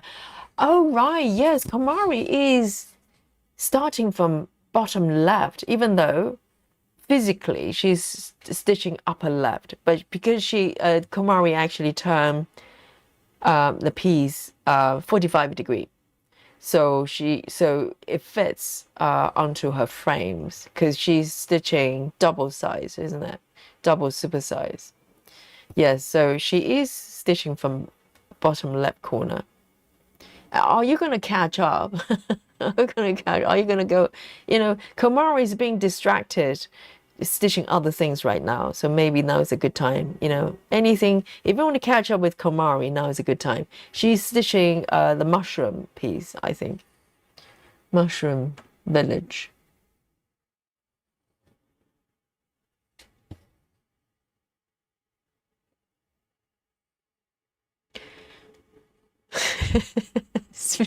Janine is in denial. Janine says, frogging is not part of my stitching. Oh, Janine, do not speak too soon. I know, of course, it's not part of Janine's stitching because whenever she has to frog, she just throw in the fire pit and restart it. That's one strategy. Fair enough.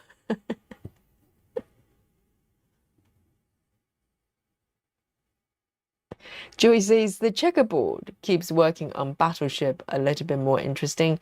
And there's a lot of background and lots of similar drab colors. But yes, exactly. So why did you choose that piece? It's just choice. I know it's beautiful, but you could tell it was going to be, challenging for the attention span. But that was your choice. Exactly. You just look at that piece, Battleship, and go, all right, beautiful, bye bye. No chance. It's all beige and brown, isn't it? And it's all fuzzy. It's a stitching cloud stitching.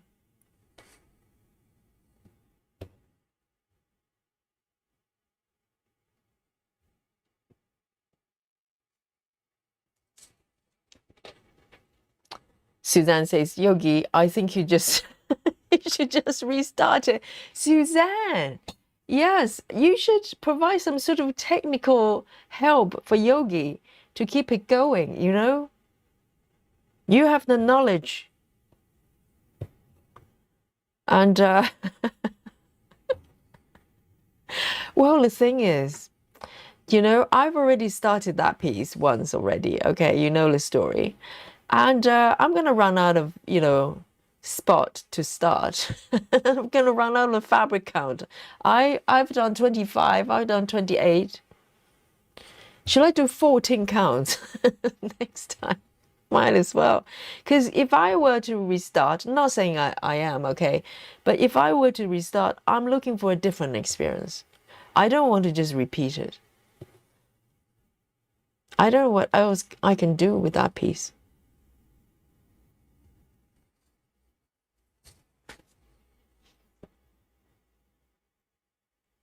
Maria says, Yogi, check your chart. This one. Oh, is that why the fire alarm was on? Which part? Which bit? Brandy says, 28, I'll cry with you when you do it. I think the chat has been waiting for me to do a you know, an epic frogging marathon for a little while. It has not happened yet.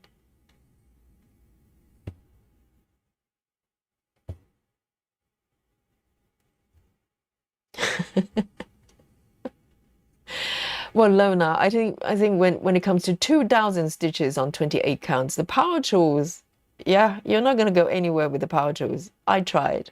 My power tools was like overheating and breaking down.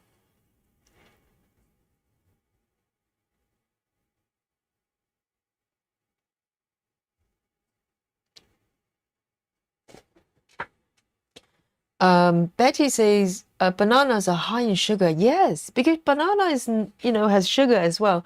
But for some reason, it doesn't. Well, taste-wise, they're not as sweet as as pineapples, for instance, or cherries, etc. But bananas are fine with me. So I don't know. I don't have explanations. But generally, if something tastes really sweet, I have problem with it. Yes, technically, bananas has, maybe it's got more carbohydrate. I don't know, or higher in fiber, something like that. Catherine says it happens when I eat something just suddenly impossible to stay awake. It was last sunflower, which took me a while to figure out. Oh, sunflower, as in sunflower seeds. So allergic reaction, you don't just get like itchiness. You actually fall asleep. Wow. I didn't know that, but I was totally like suddenly, I finished the apple today.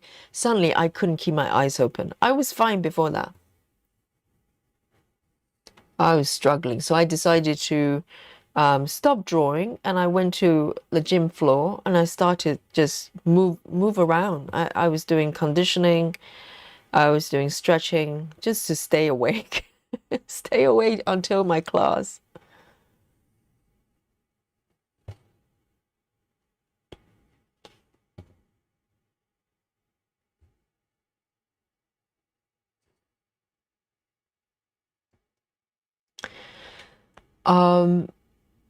Susan, oh right. Susan says one of my tablets says not to eat pineapples. Oh, as in medication, they actually tell you not to eat pineapples. Interesting. I wonder why that is. Only pineapples? That's interesting. I wonder what pineapples got that you shouldn't have.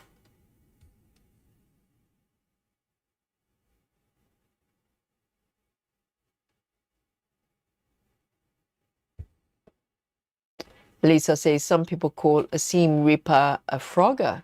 Yeah, seam ripper could, you know, it's used for sewing as well. I suppose that applies because if you want to frog seriously, you probably use one of those, you know, the power tools. Brandy says tart cherries throws out my heart rhythm sadly. Wow. It's interesting. The human body is they're so unique that every single person has different reaction. You know, allergy for one.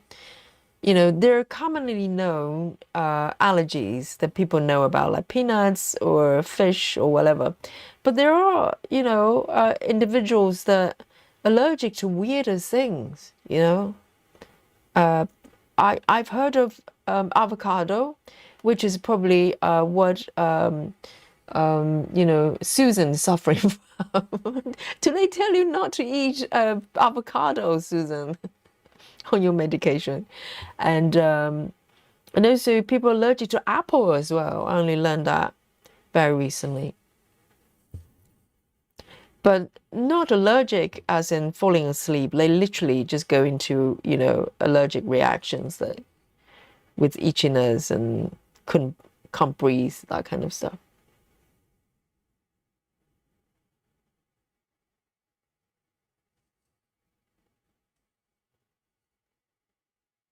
One, two. Oh, I have to fudge this one. Okay. Let me fudge. Let me fudge.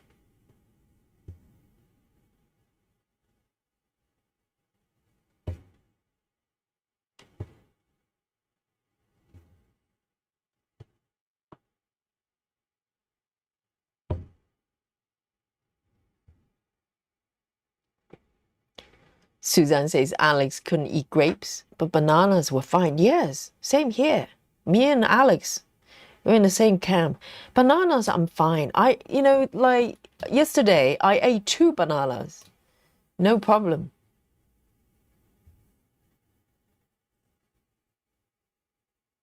Is it chocolate break? Oh, right. Sorry, I only got to this part of the chat. Sorry, sincere apologies. Okay. And yes, chocolate break. Let's have some chocolate then. And also my chocolate's got a little bit of sugar as well. It's not like, you know, I'm totally, you know, allergic to sugar. So I don't know what it is. There's something about those fruits that, hang on, let me come back here. So you get to appreciate this bit. I think it comes out quite well.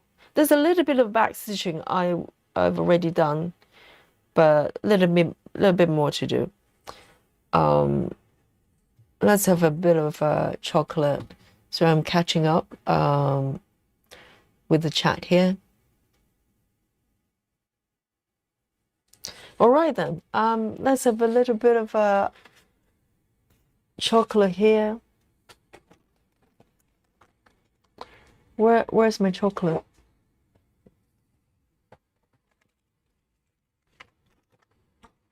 Here we go. And today is going to be cherry, Black Forest cherry. Okay, I have not topped up my my chocolate stash, so I'm sticking with this one. Delicious Black Forest. And to be honest, for a while I was trying to avoid this one as well because it's slightly more sweet and maybe a little bit more sugar than the plain one, but seem to be okay this time. Cherry chocolate is okay, not fresh cherry. There you go. Cheers, everyone. Yum. Have you finished it, Kezak? Sorry, I'm really late, really behind on the chat. Wonderful. Round of applause for Kezak. Yes, a finishing. Did you post it on Facebook group? We can have a look.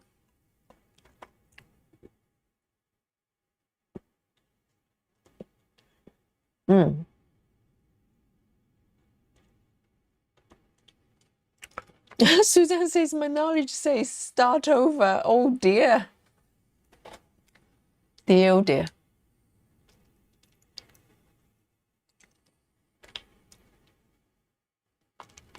Amanda says, am I the only one who loves stitching backgrounds? They're so fun. Yes, you are the only one, Amanda. No, the background depends on what it is. I think a lot of times it's very repetitive, that's one. But also, it could be ocean, it could be sky. Sky stitching is not for everybody, Amanda. Do you like sky stitching? Catherine, we don't need that kind of language. Catherine Ryan says it's doomed. Oh dear.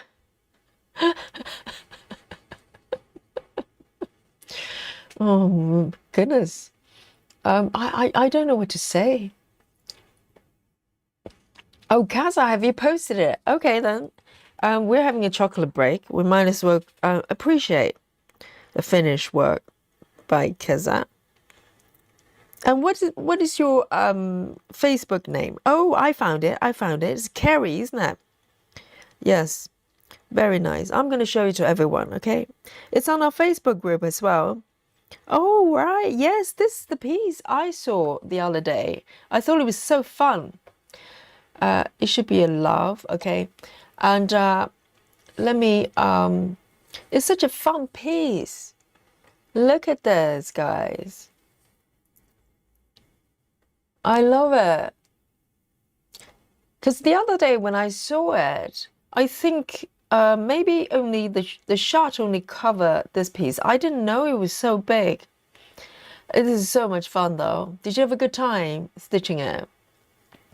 That is very, very, very, very sweet. Look at this. Individually, it's kind of like a storytelling type of thing. Wow. That's really, really, I love this one. Look at that. There's a little cat there, Cheshire cat, and little rabbit as well. Really, really nice, actually. It's really nice. Well done, Kezat. I love this pattern. Thank you for sharing. And what's next? That's the problem when you finish one. Are you going to frame it? I think this would be really, really nice on a wall. Yum.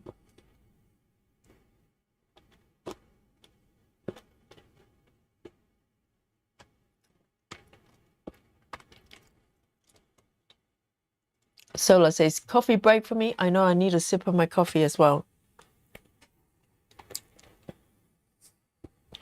And Walkaway says, I have a salted chocolate covered caramels today. Ooh. I know it's wonderful to finish a piece, isn't it? But the problem is you have to move on to the next one. You have to start a new one.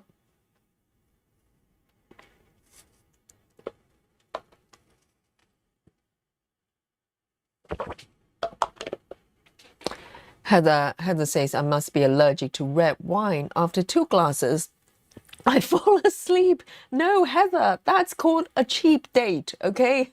That's not allergy. That's called a cheap date. It's a technical term.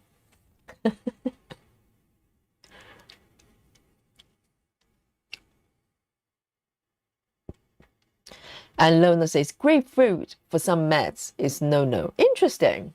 So there's something inside in those fruits that kind of clash with medication.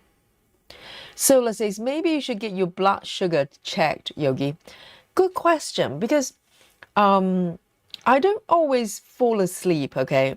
But I have heard of people who are diabetics who have that kind of reaction. So it did get me a little bit nervous.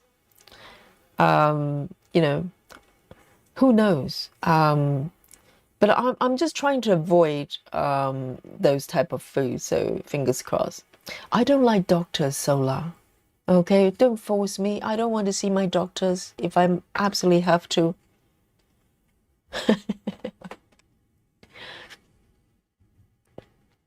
Heather says I'm on a cholesterol medication, and it's so they tell you not to eat grapefruit, right? There must be something in a medication that clashes with that.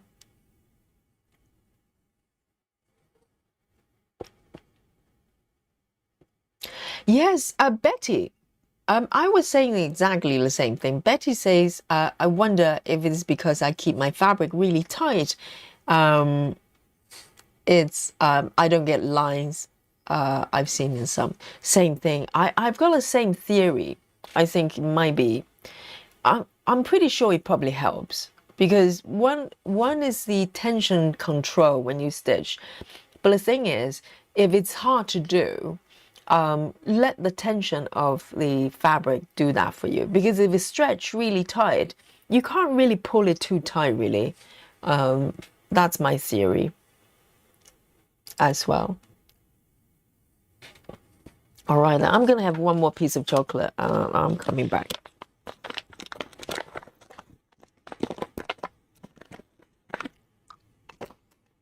Lovely.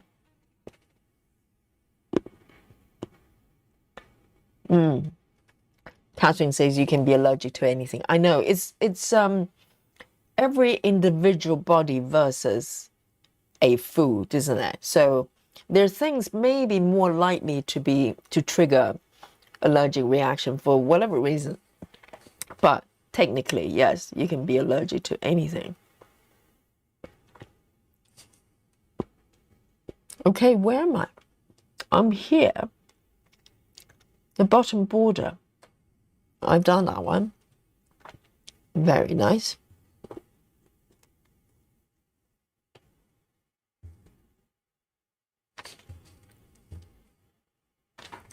Okay, let me have a sip of coffee.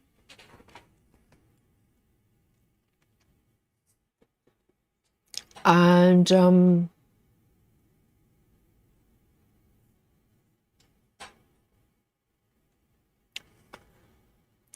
Rachel says Cecilia is upstairs, passed out in a kitchen room. Oh, not like passed out, sleeping, you mean? It got me nervous. And Carson, the boy, is roaming upstairs with Liam, playing. They seem to be getting along splendidly. That's wonderful. That's wonderful. If they start playing, oh, the rest is easy. That's wonderful. Lona says my ex-daughter-in-law can't eat avocado. Her tongue and throat swells. Wow. Yes, that's probably more typical in terms of reaction to foods that you're allergic to. And Heather House says my son-in-law is allergic to orange skin. Really? She says he can eat oranges, but touching the skin gives him hives. Really, I love orange skin because sometimes if I'm feeling a little bit tired, I always have some sort of clementines or oranges in the kitchen. And if I'm feeling a little bit tired, my trick is to peel fresh oranges and sniff it. It's so good. It's like essential oil. And yes, it's really, really nice, really refreshing.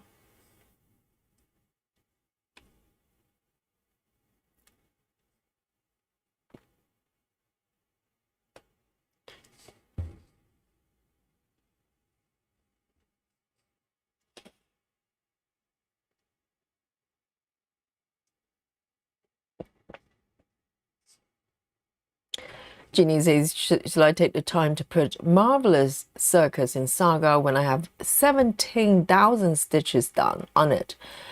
It really depends. Because Janine is doing like mini cross country, right? So it's a little bit tricky. If you do like page by page, block by block, it will be easier to do. But depends. I think you can, you don't have to do a whole lot. If you don't mind having, not having the correct percentage, because you can just deal with it small area at a time. You just mark the block that you're stitching or 2 blocks that you're stitching at a time and do it a little bit at a time.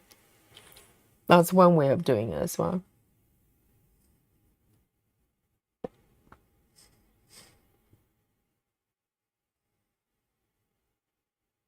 Have I done this one? Yes, I have.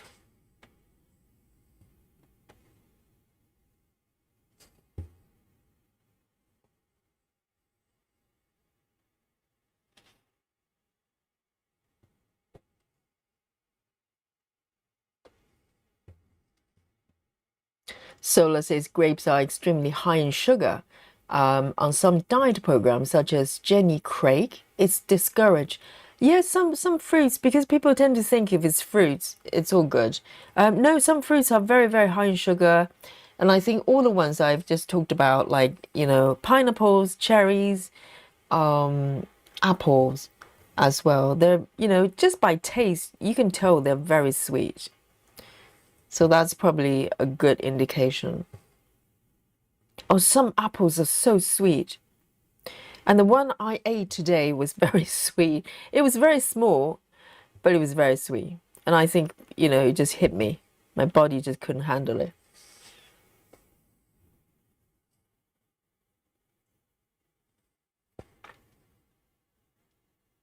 Oh, Samantha.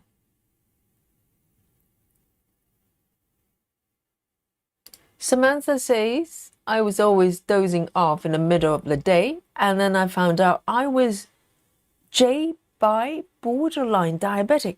Really? So they put me on Zabao shot. I was obese and have lost 100 pounds in 2 years. No way. Wow, because of the diabetic situation. Wow.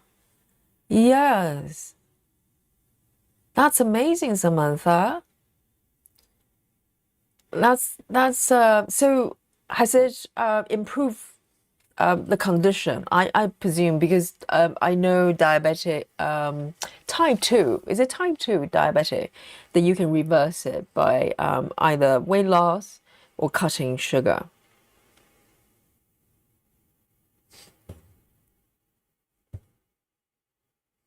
That's incredible. Well done, Samantha. It's not just about, shedding weight, it's having the health back, isn't it? That's the most important thing.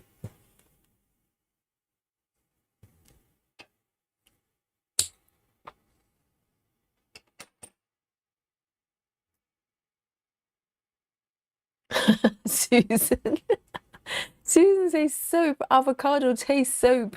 Google says the genetic trait, like coriander. Are you sure, Susan? I didn't see that on my DNA report. Just saying. Because on the DNA report I did with 23andMe, there's a category. That's a clear line going that are you more likely to like coriander or not? And I didn't see that for avocado, Susan. I know Susan is trying to convince the world that she doesn't like avocado is because, it's just it tastes like soap because it's like coriander. I follow the science, Susan. I don't know about you, you know?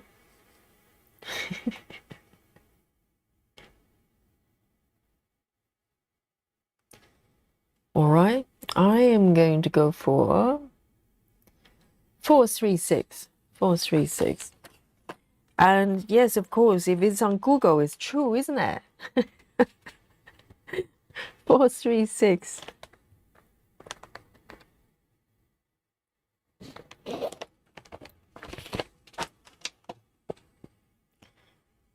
I'm catching up. I'm catching up.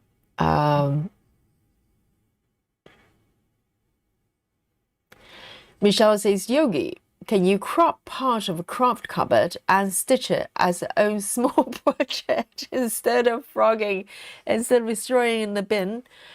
No, Michelle, I want a whole piece as a whole. I know. If I get a chart, unless it's pre-cropped, like a quick stitch or something like that, I just feel like I'm butchering the artwork if I have to crop out even a single stitch. So for me, it's like all or nothing, Michelle. I don't know what to do. I'm open-minded. I like to find a creative solution for those stitches, because the problem is, Michelle, it could happen again. Things like this. the gecko roach situation can happen again. Then what do I do? Do I restart again? So that's kind of my way of thinking. I know it's probably easy to restart and use the fabric for something else because a large piece of fabric I can use for other things, you know, it's not a waste.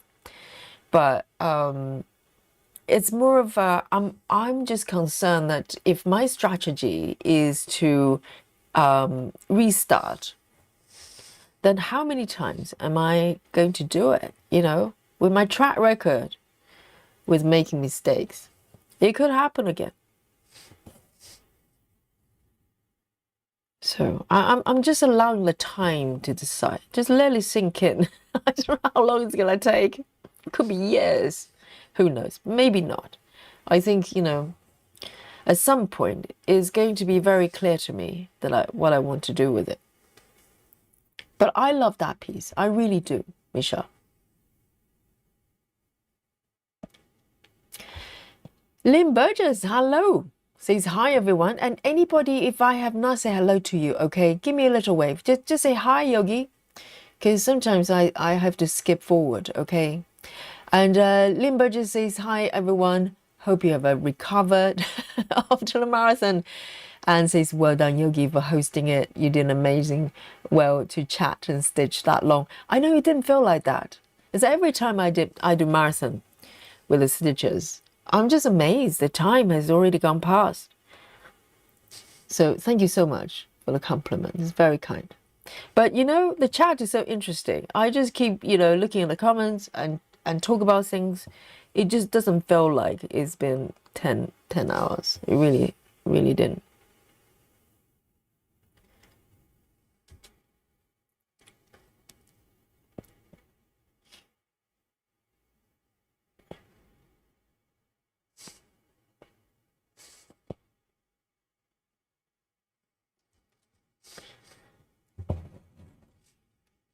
And see you later, Kezat. Well done.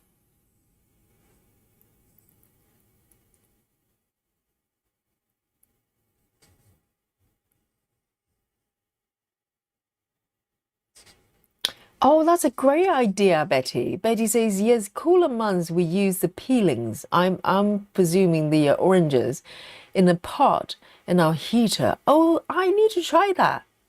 Because we have central heating, so the air doesn't circulate. But I presume if you put the orange peels on top of the radiator, it will probably generate some sort of essential oil type. That's a great idea. I never thought about that. I love the smell, and it feels Christmassy as well. You know, smell of orange flavor. It's very nice. And it's really uplifting. If I sniff it, oh, suddenly I just wake up. I feel great.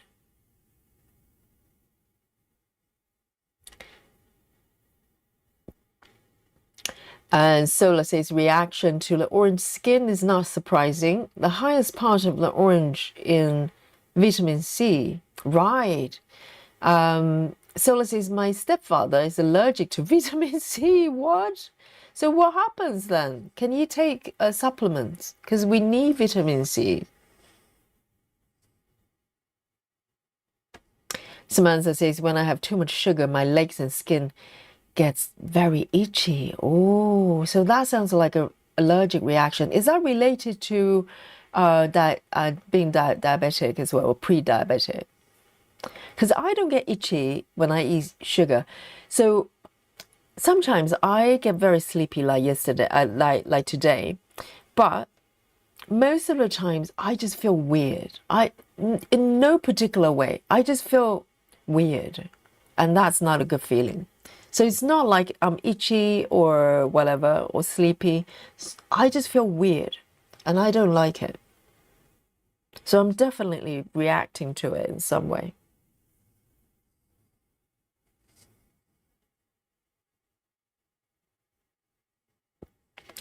Ah, that's a very good idea, Janine. Janine says regarding, you know, transitioning to Saga, I might just square it up so it'll be easier to get into Saga. Yes, that's very clever, Ginny. Never thought I'd say that to you. Depends on how large the area is, and if you could be patient. Yes, if you just fill up, up to like a square, it would be super easy. I mean, Saga is very easy if you're doing block by block. You just mark the whole lot, like in one push. You can just use the highlight box to do that. Oh, Janine is so clever.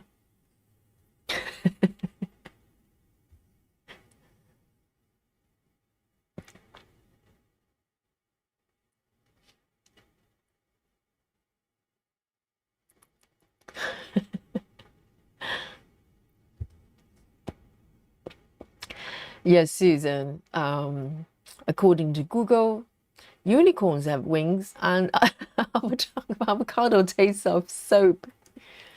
I'm skeptical about the latter. I mean, unicorns we can see, it's actually on Google with wings. Okay, guys, and but the avocado part of it, who knows?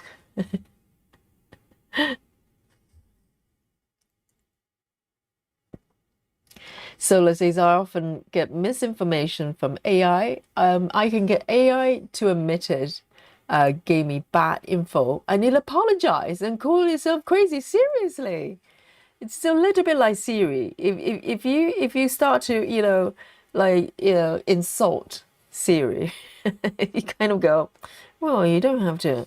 I'm so sorry you feel like that.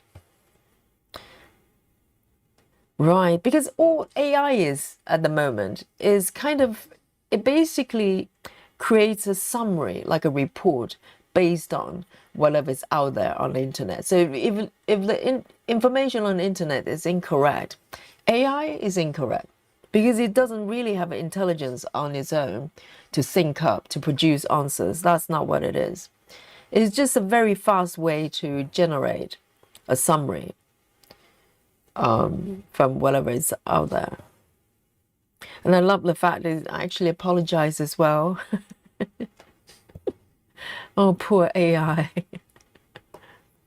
It's working so hard and people being so harsh. Because we kind of just expect AI to be absolutely correct, but it's not what it is.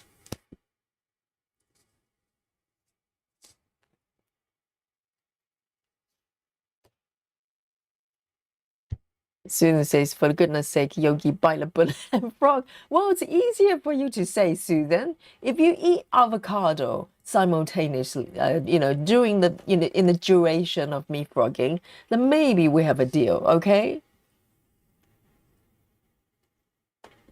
Catherine says, what caused the 2000 stitch error? So what happened was I was going, having a bit of fun doing quite a long distance cross country. I'm stitching on 28 count, okay, and so I was kind of just traveling along, finding objects and colors I wanted to stitch. So it started off pretty well, and then I started to move to the left. So I started from the bottom center and then moved to the direction I wanted to stitch. And it took me a little while to realize, because I took, in order to travel slightly further, I just find a color and start stitching. So using that as a guide, I thought I was being very clever, okay? I thought it was, I wasn't just jumping to a random block and start stitching. I actually take the stitches, okay? Maybe a few stitches at a time, connect them to make sure that I, actually following the path. So it would make it safer to travel a little bit longer. But still, Catherine, despite that effort, I miscounted an entire block. So basically, there's one section to the left from the center. Everything is one block off to the left. And I calculated that area. That's, one block off. They're roughly about 2000 stitches. Yep. That's how it happened. You know, I tried. I didn't just jump to a random location and go, well, hey, you know, I'm going to stitch color pencils. I didn't do that. I was being very mindful. But still, there you go. It can happen. Renee says, hi, my name's AI and I'm a compulsive liar.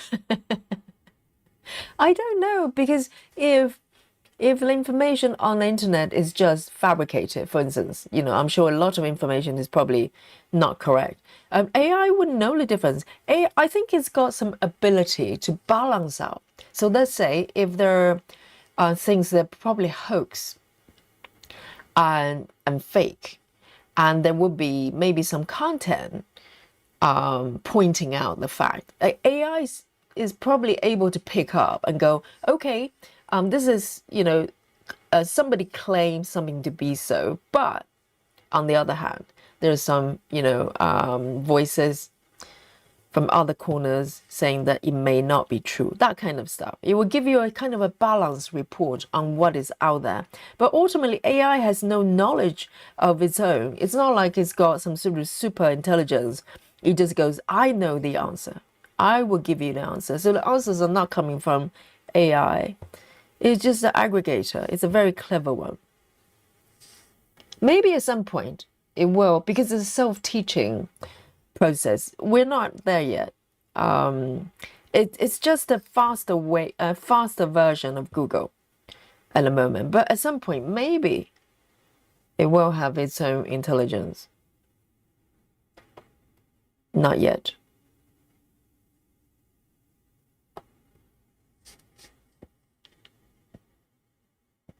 Grace says, have a frogging marathon and we will watch with tears. You have to sob and cry with me.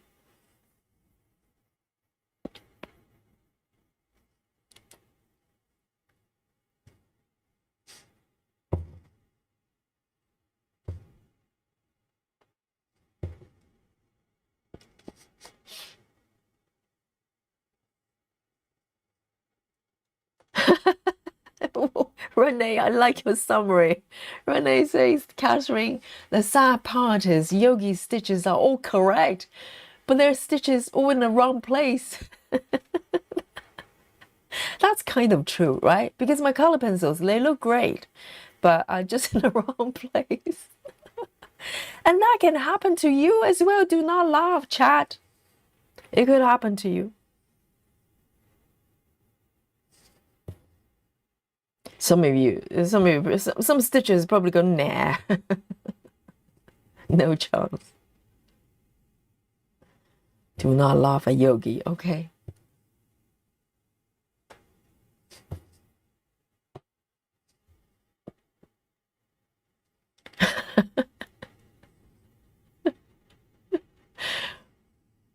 Yes.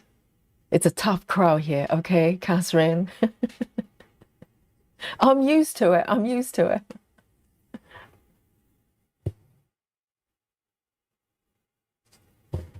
All right, I'm going to end this one.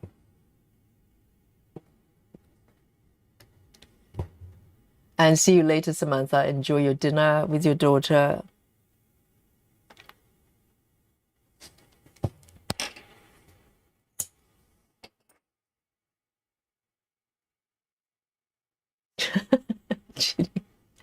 Yes, backhanded compliment to you.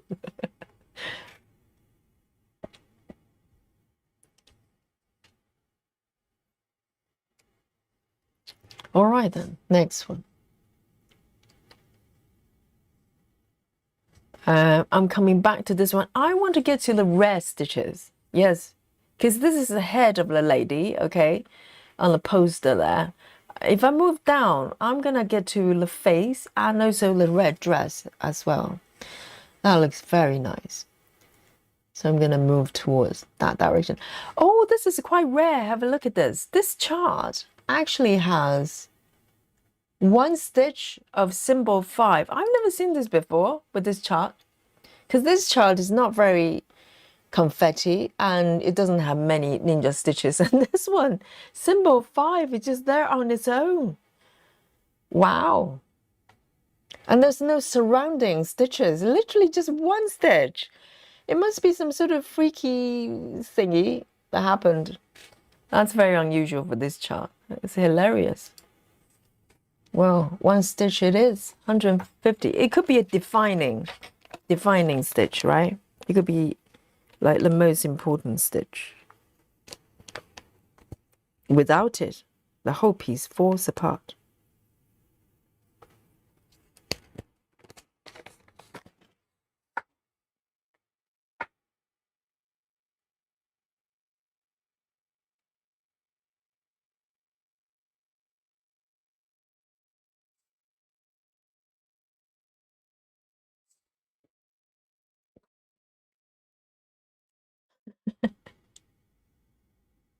Oh, so AI is really polite, is it, Solar?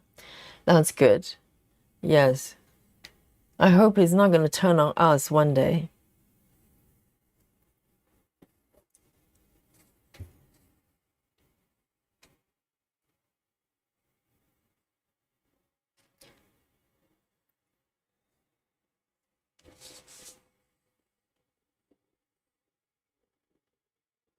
And see you later, Lisa.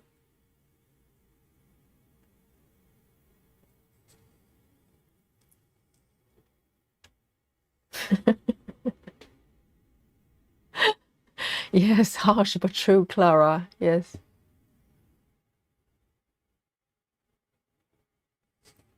One stitch only.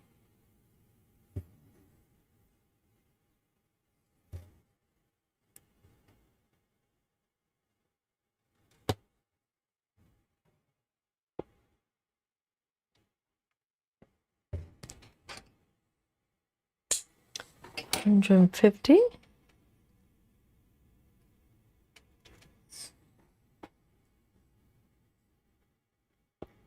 Kathleen says, I stitch cross-country and live in fear of that. But I never stitch in blocks and circle around, usually figure out error quickly. But sometimes several hundred have to come out. Really? See, that's part of the stitching journey, isn't it?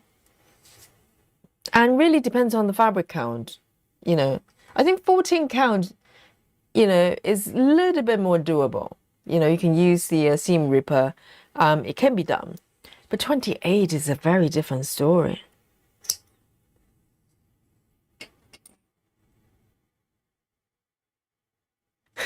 Cindy says, I like the idea of streaming a frogging session. We can provide moral support. Yes, how about actual support? Maybe I can, I can send the piece to you and you can all take turns and stitch, undo 10 stitches for Yogi. And after 5 years, and finally when the piece come back to me, and it's going to be all frogged. Wonderful. Great idea. 498. 498. Oh, it's a beautiful red. I love it.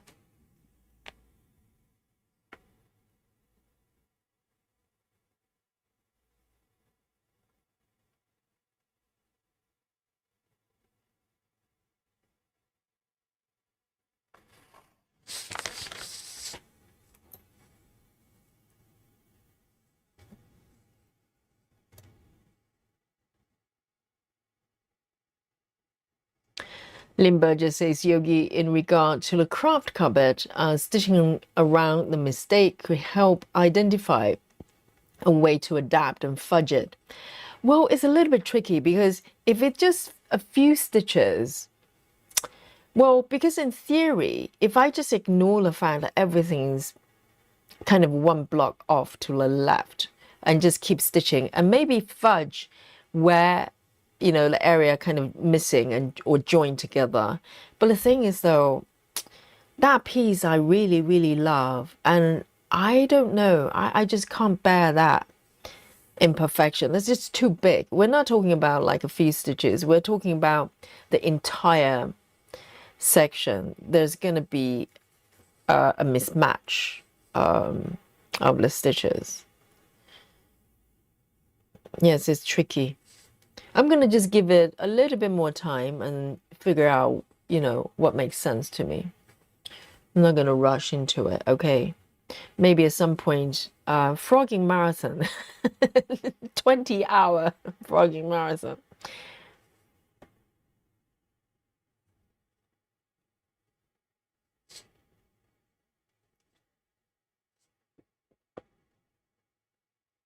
Rachel says, I just frogged 50 stitches. I was supposed to stitch 415. I accidentally grabbed 413. Yes, that can happen. Or misread, like reverse numbers or something. Yeah, sometimes, particularly, you know, I do make a point of checking the swatch and just double check if the colors at least look, you know, similar. But sometimes they happen to be very similar shade, for instance, both green or something, then it's harder to detect. It can happen. It's all part of the journey, isn't it? And I'm still hoping some sort of frogging machine, you know, is going to come out. And you just need to roll it over the stitches and they will come out. It's about time, you know, that we invented something like that.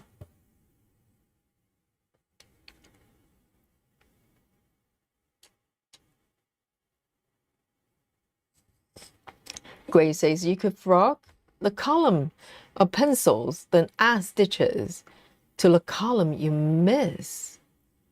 So that's the entire block, like 10 stitches wide.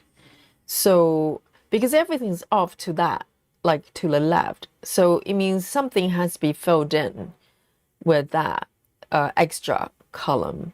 And the question will be, what happens to the remaining area to the left of the color pencils, if you know what I mean? So there's a lot of fudging going on there, and there's no guarantee it's going to work because, you know, if you think about the chart, there's so many different objects, you know, and some of them quite small and quite detailed. So it's not like, you know, background stitching, like ocean or whatever, or forest. You can probably fudge. But those, you know, this chart is full of little objects. And, you know, you can't sort of changing shapes of those things.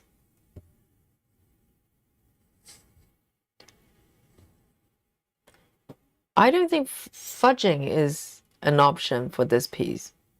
It's either frogging or restart. That's it. I said it. I said it. I know I love fudging, but I don't think this piece is fudgeable.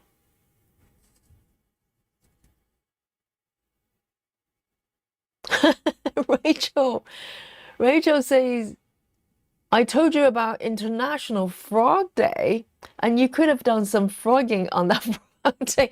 Do not tell me there's a frog day. We have calamari day, according to Nikki, which I'm, you know, deeply skeptical about. And apparently, the end of every month is not even once a year. Okay, that's just greedy. Nikki's, according to Nikki, the end of every month is a calamari day, squid day. And Rachel says there's a frog day as well. Oh, that's just too cruel.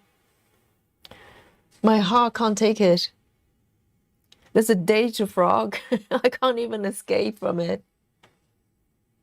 But the thing is, though, that's going to take many frog days to undo.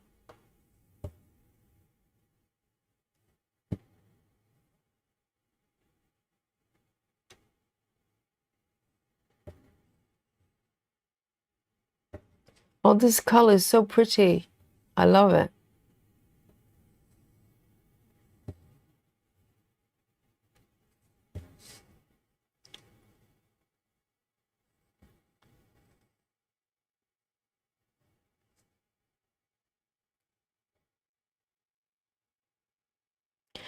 Rachel says you shouldn't you should make your decision until you actually try to frog some of it. I tried. That's why I know how hard it is.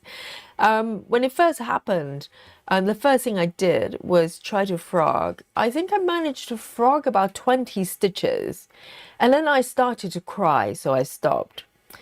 Yeah, 28 counts. It probably took me 40 minutes, close to an hour, to frog about 20 stitches. And I knew what I was up against, you know.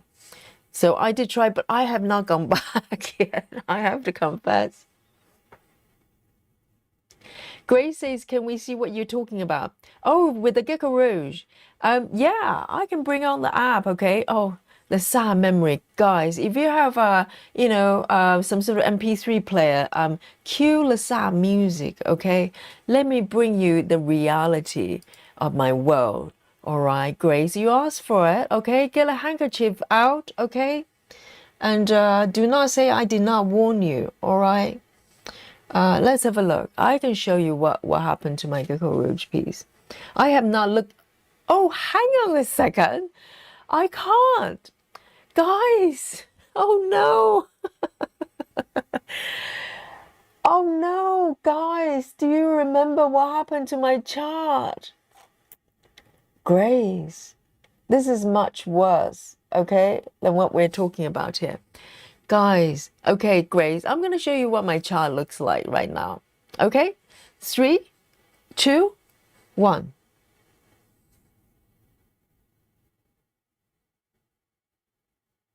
Yep. All right. How do you like it? Yeah, I know. I know. Those of you that know, I remember what happened to my chart. I know this chart is just, this project is just, I would say challenging. Let me zoom way out, okay? This is what happened here. Yeah, that's what my chart looks like. Beautifully done. I think it's completed. I think it's probably about 99%. So, yes. I forgot about that. Yes, Janine. I forgot about that. I was just thinking about frogs. Well, to be fair, okay, there may be a version that I backed up. I'm able to retrieve for this chart, but I have not done that. I just have not got a heart to do that. I know, busy mom. Yes, now I'm looking at this chart. Dun, dun, dun. This is what I've done after 3.5 years. Yes, I know. It's beautiful, isn't it? I think it's almost completed. I'm going to frame it. Okay, guys. Should I frame it with a glass panel or not? I need your opinion, okay? And I need a very big wall, empty wall, for this beautiful piece that I've just done. I know, guys. I nearly forgot. Not only I have frogging to do, I also erase my entire chart, the progress. I kind of know how it happened because I just came out of the paper chart week, okay, and I had not used Saga for like 10 days, maybe nearly 2 weeks, because it was all spread out. So I kind of forgot how to use it properly. And I think I hit, you know, when you start a sprint, and I think I know what happened.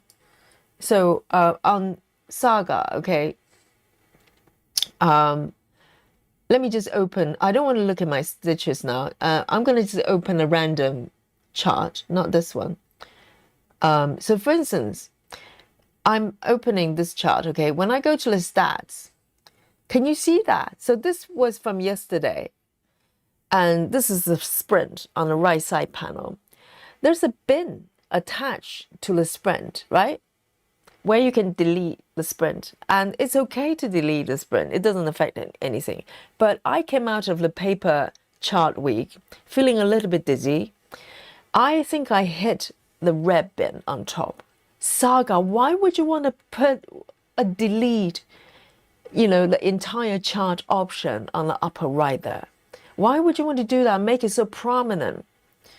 I think I hit that one and I erased the whole damn thing. Yes, that's what happened. Okay, let it be your warning. Okay, this is a cautionary tale. If you ever come out a session feeling dizzy, and do not delete anything, it's not good. You might do it wrong. So that's what happened. So on top of the 2000 stitch frogging situation, I do not have a chart that I can work with right now.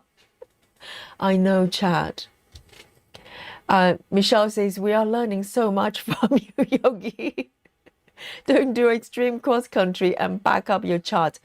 Thank you, Yogi. I know, I've done my job here, haven't I? I know. I'm an educator, okay? That's what I'm here for. I did all these things deliberately, Michelle, just for you guys, okay? So this is a situation. I know. When it rains, it pours, okay?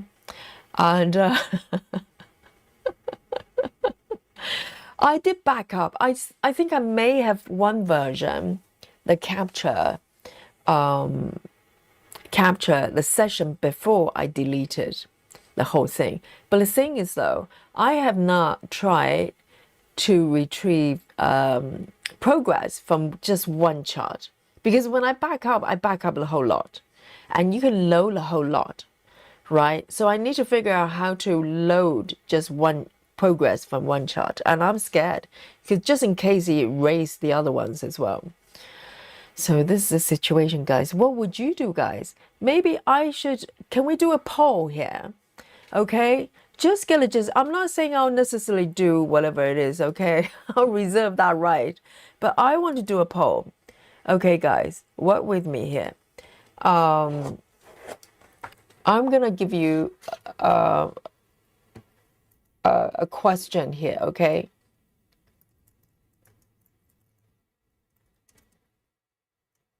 I'm gonna ask you, what would you do with my gecko rouge? So if you were cropped covered, okay, if you were me, okay, and you have to be honest, not just what you want Yogi to do, okay? If you were me, okay, what would you do? So I'm gonna give you a couple of options, okay?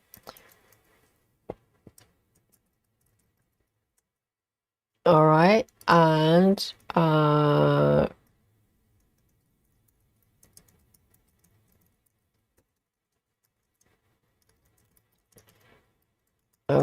I'm gonna give you one more option.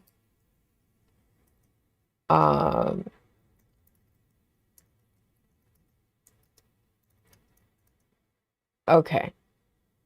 Right, so now you know my situation. Not only I have 2000 stitches, I have the progress I may or may not be able to bring back, okay? So I'm going to send out this poll, okay, guys?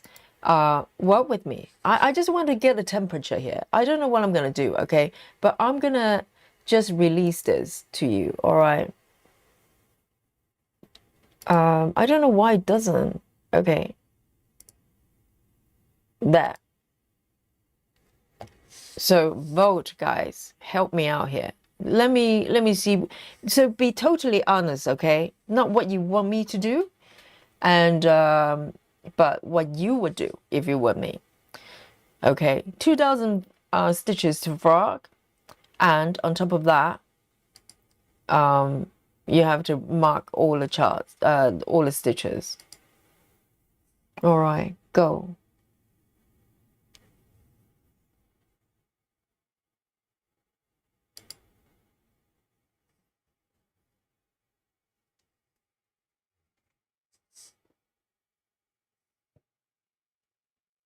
And considering I've already restarted the piece already once.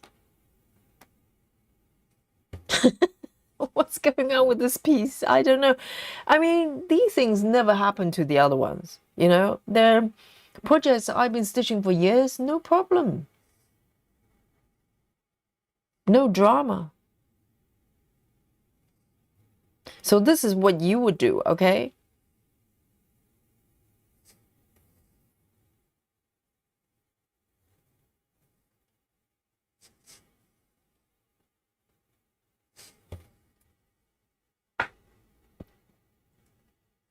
Ginny says, why do you do a sprint when Saga tells you how many stitches you do anyway? I have never understood that. No, a sprint is for a fixed period of time. It's like, you know, a timer. So I tend to have a sprint for a session. Yes, technically, you could just use the calendar, right? You don't need a sprint, but you may have done a few stitches already, or for whatever reason, you might need to mark a few stitches or unmark them. So the numbers may not be correct with the calendar. And sometimes we go over midnight in London time, UK time. So the numbers will get split into 2 calendar days. So just for out of the tidiness, a sprint basically captures whatever length that you're stitching. And you can, you know, it's like a timer you hit on, you know, and off like that. So it's quite handy because it's just very clean data, you know, for that period.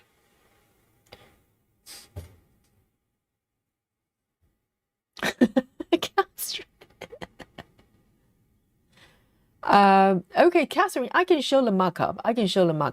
Okay. In the meantime, I'll let you vote for a few minutes, okay? And I will bring up the markup so you know what the chart looks like. Because not everybody have seen the chart, right? That's a very good point. Because I just assume everybody have seen it. Because there's so much going on with this piece. So let me show you what the markup looks like, okay? If you're not familiar with it. It's a really fun chart, okay? I'm going to hit the markup. All right. There. It's really nice. Have a look. It's really fun. And the actual colors are a little bit brighter than this because I had to hack my way to create this markup with Saga. But because Gecko Rouge, they don't supply compatible format. So I had to do a lot of manual work just to transfer this chart onto Saga. Okay, so I put in a lot of work, but this is such a fun thing, you know. So the problem area is here. So I started from here. Okay, Mr. Potato. Remember everyone? Ah, Mr. Potato. We had some good time with Mr. Potato and this little cat. I mean, not quite there, but I started to stitch and this evil crab at the bottom. Okay. Up for interpretation. So I move from Mr. Potato. So this is a kind of a center area here, bottom center. This is where I started. And sort of longer distance cross country, slowly move to the left, okay? And I did some work here. And then I decided to move over to the left here. Can you see these color pencils? They're good fun, aren't they? So the problem occurred between the green crab and this pink blob here. So when I carry my stitches over, I miss one column here. I repeated it. So one extra column was added here around the pink blob, just before the pink blob on the right side there. Between the crab and the pink blob here. That's it. And so everything to the left that I've stitched from that point on was one block off. Make sense? So this is the situation. And in between, I don't know, if you're really clever, you can probably fudge in some way to patch the block, but it's not just that. There's one extra block you have to fill in with something, but also everything to the left, there's going to be one one block missing, right? 10 stitches width missing. So it gets very messy. It gets very messy. So this is a situation, everyone. This is what I'm up against. But it's a very fun chart. I love it. And Joyce has just got it as well. Okay, we're gonna look at the vote in a little bit, okay? And guys, if you have any opinion at all, if you were me, what would you do? Hit that button, okay? See you later, Brandy.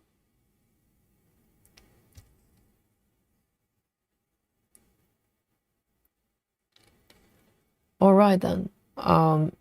Grace says the curse started when you caught the cottage an evil crab. Do you think that's what it was? Do you think this chart is so spiteful that, you know, just because it looks like evil crab and it's going to just come and hold me? But it's not true though, Grace. Because remember my first attempt. I started from upper left. There was no evil crab. I didn't even know the crab was there. And I had a problem with the chart, you know, overlapping. So I had to restart after 2.5 years. And Barlow Bunny says, Yogi, I like a challenge. I'll frog it for you. Oh dear. Serious? Serious, Barlow? Yes. And would you mark my chart for me as well? I might as well do that. All right, then let's look at the, well, I got a gist of, you know, a general opinion, okay? But let's look at the poll as well, okay? And I'm going to give it another 10 seconds. I'm going to end it and we can look at the number. I think it's, whoa, interesting. It's actually a lot more split than I thought. All right. I'll give it maybe another minute and we can close the poll and we can have a look. Janine says, let's technically subtract the pencils on the left and add them on the right. Oh, but that's too clever, Janine. I'm going to just mess up with the chart.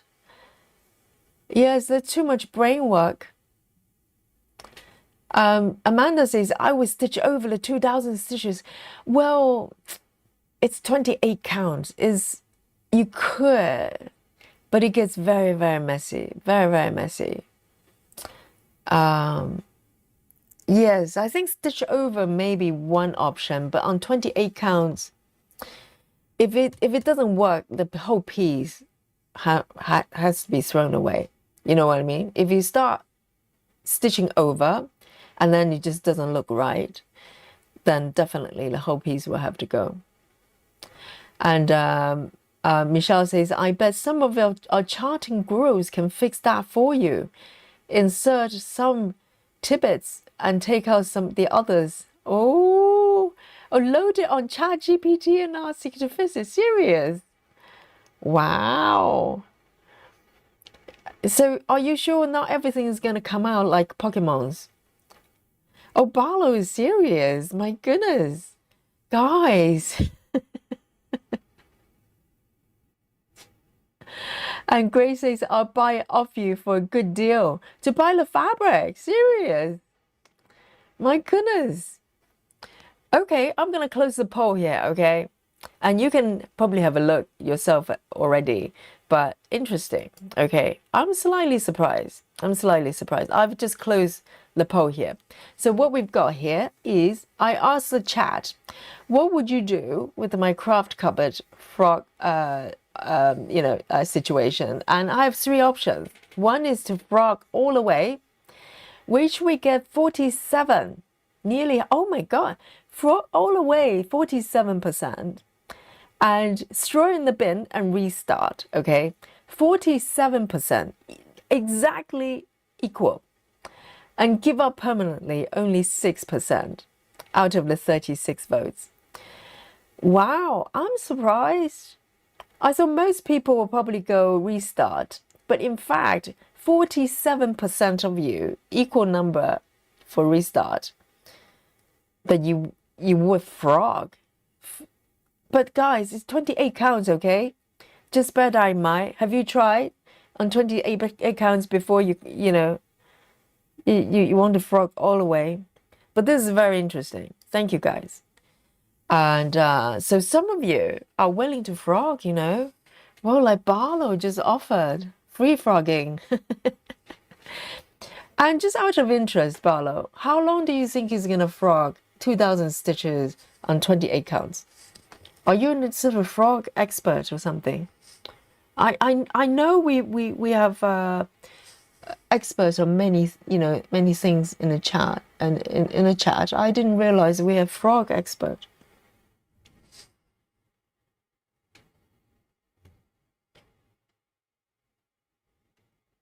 Maybe there should be a business offered to stitchers. If there's a huge number, you can literally, you know, commission, you know, send it to frogging team, frogging experts, and they'll just do it for you with the price, right? Cheryl says, I'll grab a seam ripper and start frogging. Yes, that's what I did initially. But the seam ripper, the needles are too big. So there's a limited bits that you can get through, because the whole point is you get through underneath the stitches and rip it off. It's very hard to do with 28. So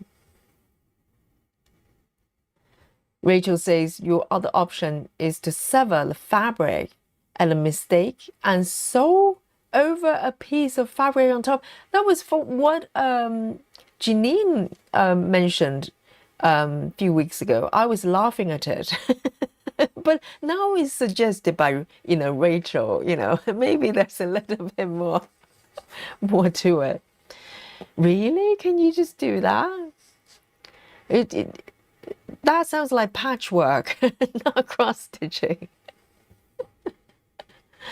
Cindy says, I like asking ChatGPT. It's great fun, isn't it? You kind of just try to wonder, you know, try to find out what it's going to say.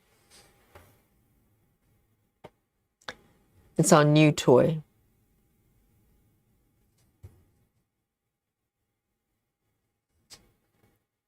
Ruse, hello. Ruse says, I once frogged over 3,000 stitches on 40 count linen on an owl forest embroidery piece. And how much therapy do you pay for your therapist afterwards? 40 counts. And what tool did you use, Ruse, may I ask? Did you have any special sort of techniques that you can offer, Yogi? Did you use a seam ripper? Because the needles are too thick with the seam ripper. Yes. I'm just worried about the therapy, you know, afterwards.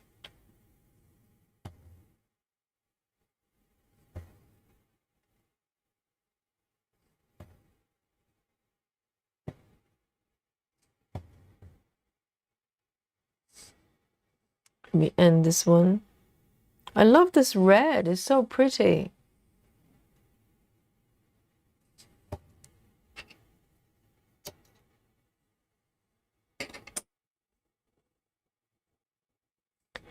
Amanda says, I hate picking out stitches on 28 counts. Even with the seam ripper, if I couldn't stitch over it, I would either restart or crop the chart. Well, that option is not really for me, because yes, that will break my heart. That will break my heart.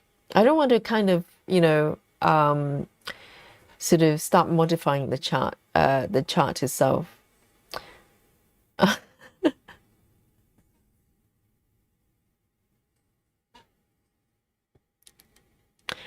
Amanda says, Scarlet Quince even has an article on how to sew on extra fabric. Yes, that could happen to some people, because particularly if you measure the fabric incorrectly, or sometimes you stitch in the wrong orientation. That does happen. So Amanda is saying that this lady, Scarlet Quince, has sort of instructions on how to stitch on extra fabric. Wow. I have heard people saying that, and I kind of wonder how well it works. And does it apply to all fabric counts? You know, maybe 14 counts would be a little bit easier. I don't know. Yes, for me, that's yes, it sounds quite tricky to do. 902.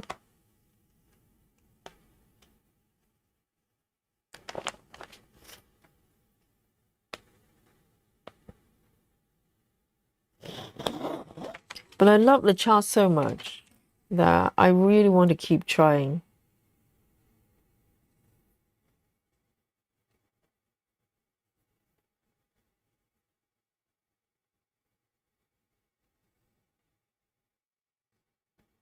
Rachel says sewing a piece of fabric on top is not ideal, but it depends on how averse you are to the other options. Yes, I think it's going to boil down to a part, like a list of options and see which one I'm most willing to do and weighing out the pros and cons. Yes, again, I think my mind keeps going to the fact that what if it happens again? Because I can technically restart, right? That's the probably cleanest option, even though that means giving up all the stitches I've done. And that's fine, but it's more about what if it happens again? And then what do I do? You know? Let me see. This one is already done.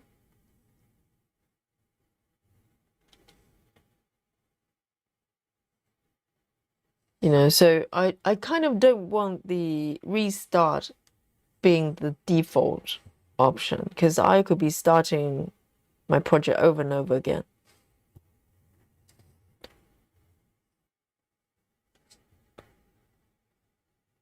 Barlow the bunny says, I get hyper focused on tasks, so I reckon about a week, but I wouldn't do anything else during that week. Yes, without sleeping and eating, taking care of children. Yes. There are a lot of stitches and quite tricky as well.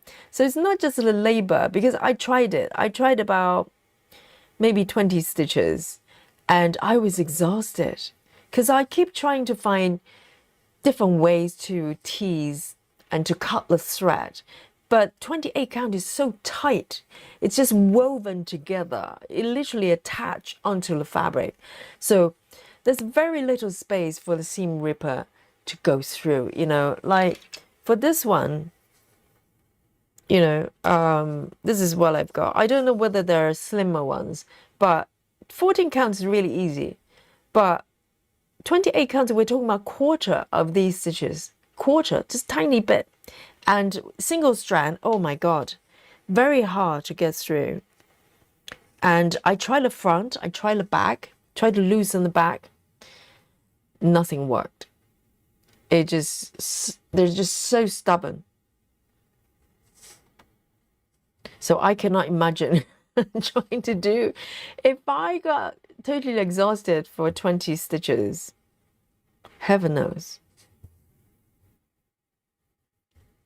I'm not sure that's great to the sanity. Rose says, frog each stitch individually with my needle. Wow. But the problem is, this type of fabric is full coverage, so everything's woven together. So no stitches are really individually there. You know what I mean? It's like everything is overlapping. Lona says, I frog it for you and mark up your chart, Yogi. Really, Lona? You're busy with your mom and whatever else you're doing. Lona says, I frog more than half of my 4,000 stitches so far on my secret garden. I think you know what? For those of you who are clearly experiencing frogging, I need some tips from you. What tools are you using? And we're talking about, I have to come back to the fact that we're talking about 28 counts. Because 14 counts, I can probably manage, because it's a different deal.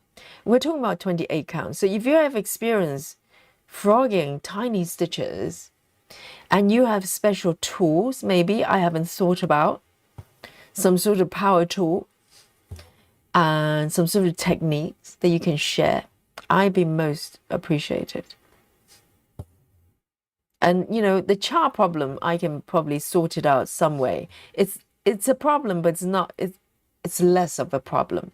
I think the actual frogging is a bigger issue.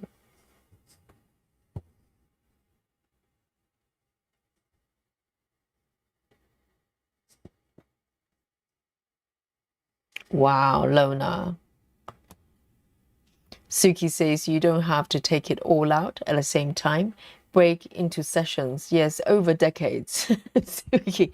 Yes, I think initially that was kind of my strategy in the head, you know, thinking that, in fact, guys, do you remember before I erased the entire chat, I actually went back because you remember what I said was I'm going to just put it aside.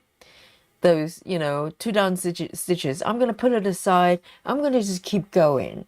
And I just moved my stitching to a slightly different direction. And I actually went on, I continued, you know, and my plan, Suki, was to dip in and out of those stitches and do a little bit at a time because it's such a large piece. It's going to take a long time before I even have to stitch that area, right? So that was my initial strategy until I erased the chart, and I kind of just lost my plot. I was kind of going, where do I go from here?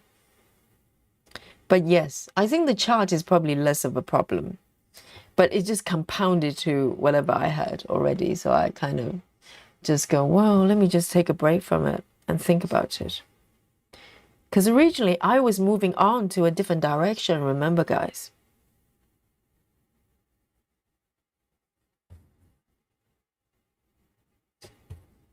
So I did try, you know.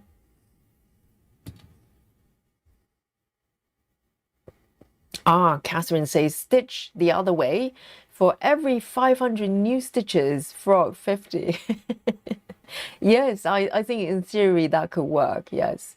50 would take, you know, 2-3 hours, I think. But yes, I did go the other way, though, for a little bit. Cindy says, I'm heartened by all of you offering to frog for Yogi. I know. This is a kind of group that we have. They will go, let me suffer for you, Yogi. Thank you so much. If you can offer some practical tips, you know, to make it less sort of challenging, that would be so great. I know. Nido says, Yogi, I ripped out about 1,200 stitches in one day. I have a special scissor for hardanger and did a special technique. If you're willing to send it, I'm willing to do it. Wow, needles.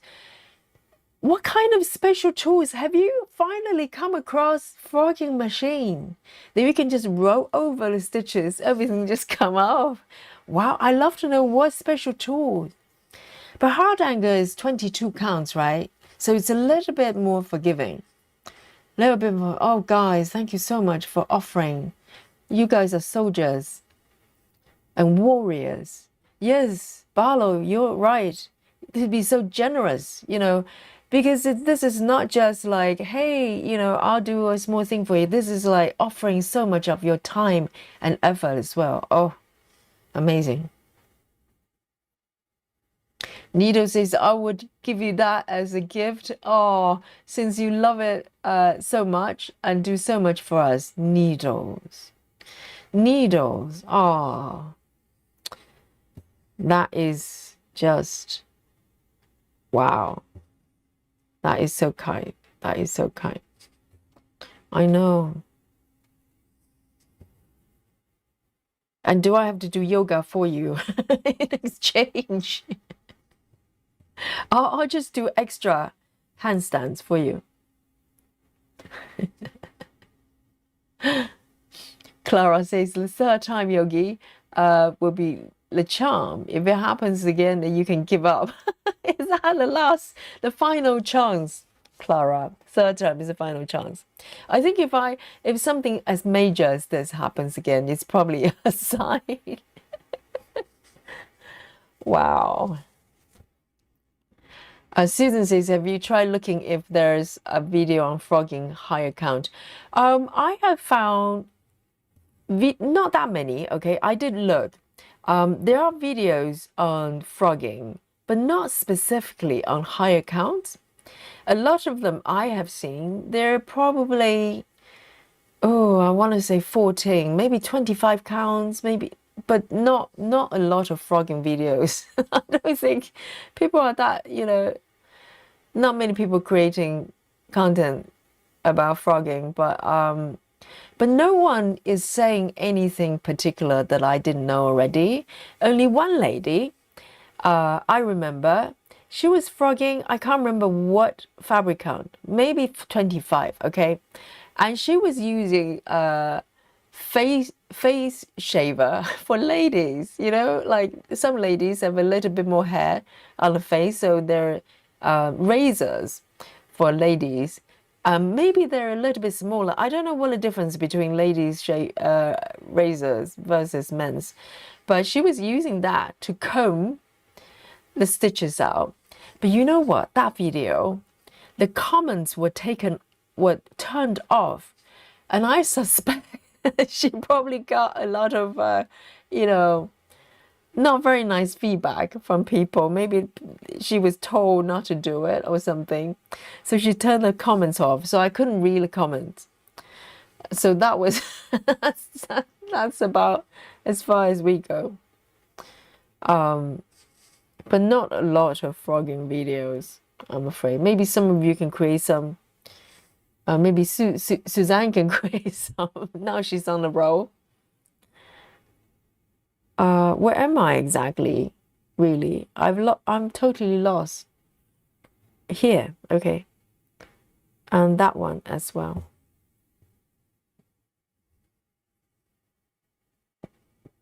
Ginny says you need some confidence, Yogi. Yes, I'm trying. I'm trying to find hope in a hopeless situation. I keep looking for options and see which one might be able to work.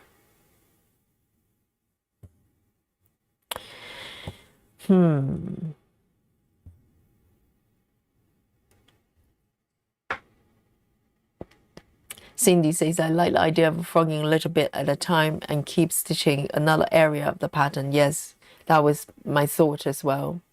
Lona says, we love Yogi. Oh, Lona. We'll love you too. You make us laugh. Suki says, I use a small size 28 needle and my angle scissors. Oh, I don't have those. I have a regular scissors. I do have one pair that's quite fine, like this one, quite pointy. But still, I was worried about cutting the fabric as well, because 25 count fabric is also a lot more delicate than Ada. And so I have to be careful not to poke a hole,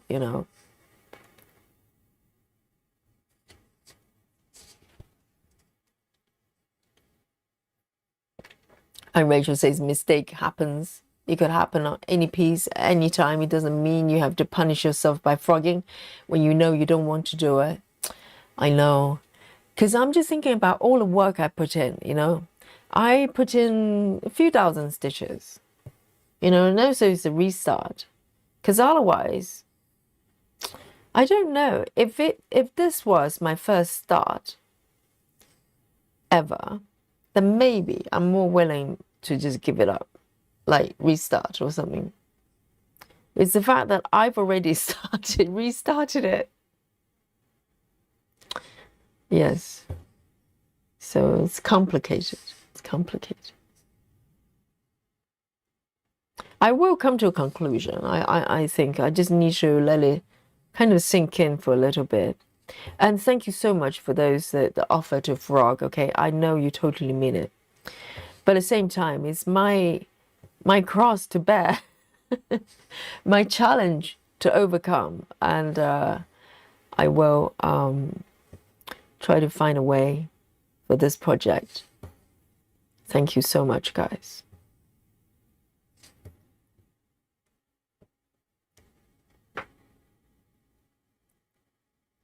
Ah, that's true.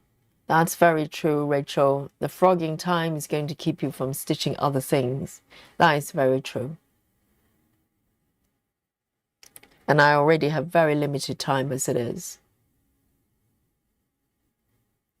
Shayla says, add my name to the list to your volunteers. Oh, I'm really sort of really impressed by you guys because it's not a small task, you know. It's not like a small favor. And wow. And Shayla says I also redo the charting for correct stuff too if you send it to me in Scotland. Oh my goodness. But guys, then you know we have experienced stitchers here in the chat. That can take on this kind of challenges. You know, baby stitcher yogi is useless, but you know, as you stitch for a long time and have experience, they're up for the challenge. I'm so happy to hear that.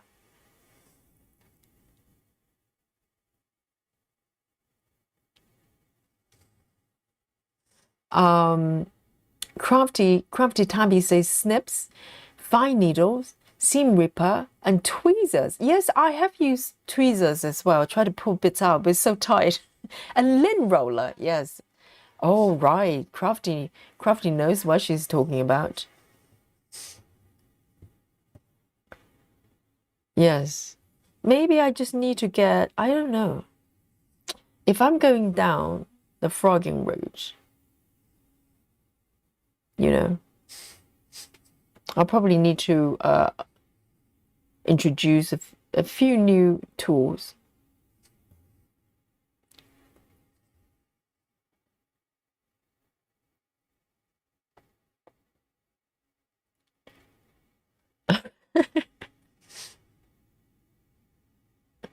Michelle says put on a chick flick and get to it. Cheryl says, what area did you already started ripping out? Well, just tiny bit. We're talking about like 20 stitches and I was exhausted. It was near the pink blob because I was just, you know, starting from there. I thought, well, see if I can clean it up. I didn't go very far, I have to say.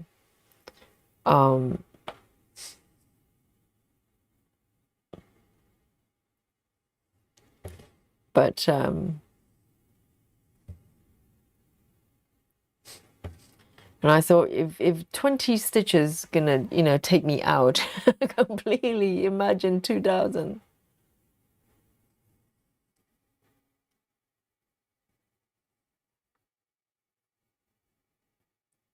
And Andy Quote says, I think it depends on the temperament.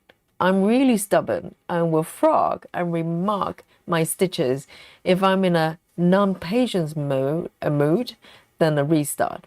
Yes, indeed. I'm kind of shifting back and forth, I have to say. And there are strategies, just like the you know, chat suggested, you could do a little bit at a time. And because it's such a large piece, you know, I probably don't need to frog it for a little while. But the thing is, though, the further I go, the more I have to make a choice on how I'm going to frog it. Because if I do decide to go forward, I will need to find a way to frog it happily, you know. So.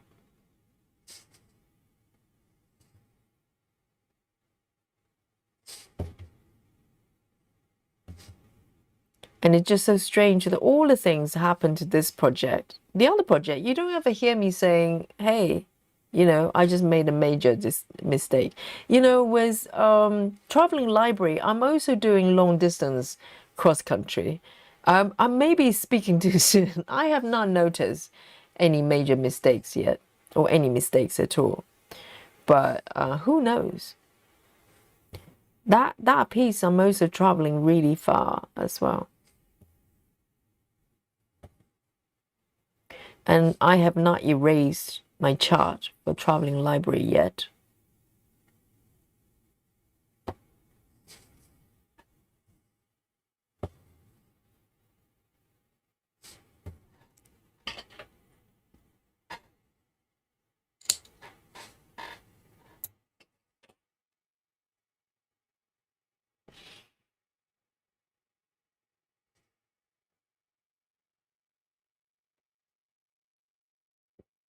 Amanda says also pick a leg of the stitch, then you can get an embroidery scissors tip under the stitch.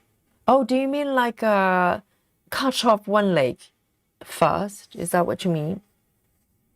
I just find it really hard to even use, normally seam ripper like this, it's quite easy to get to any kind of stitches, like even sewing stitches. But 28 count is really tricky though. And it's just so tight.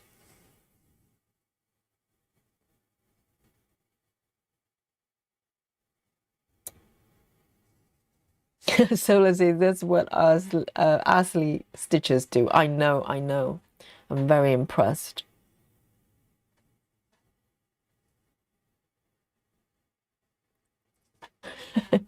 Lynn says Yogi unpick a few stitches every other day. Every other day, that's very frequent. I'm thinking like maybe 3 times a year. That's kind of timetable I'm thinking about. Because that piece is so big, it's going to take years and years, decades for me to even have to get to that, area on the left. I can just go around the entire piece and leave that bit till the end in 50 years' time.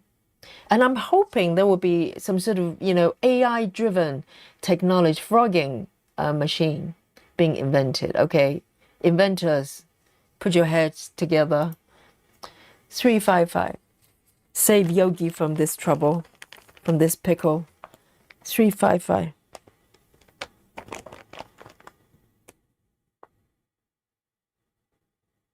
They probably have to invent some sort of special tool for tiny stitches.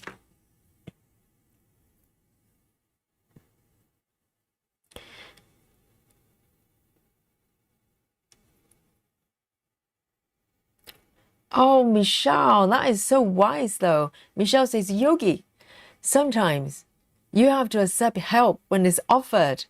That's what I say to my students, Michelle.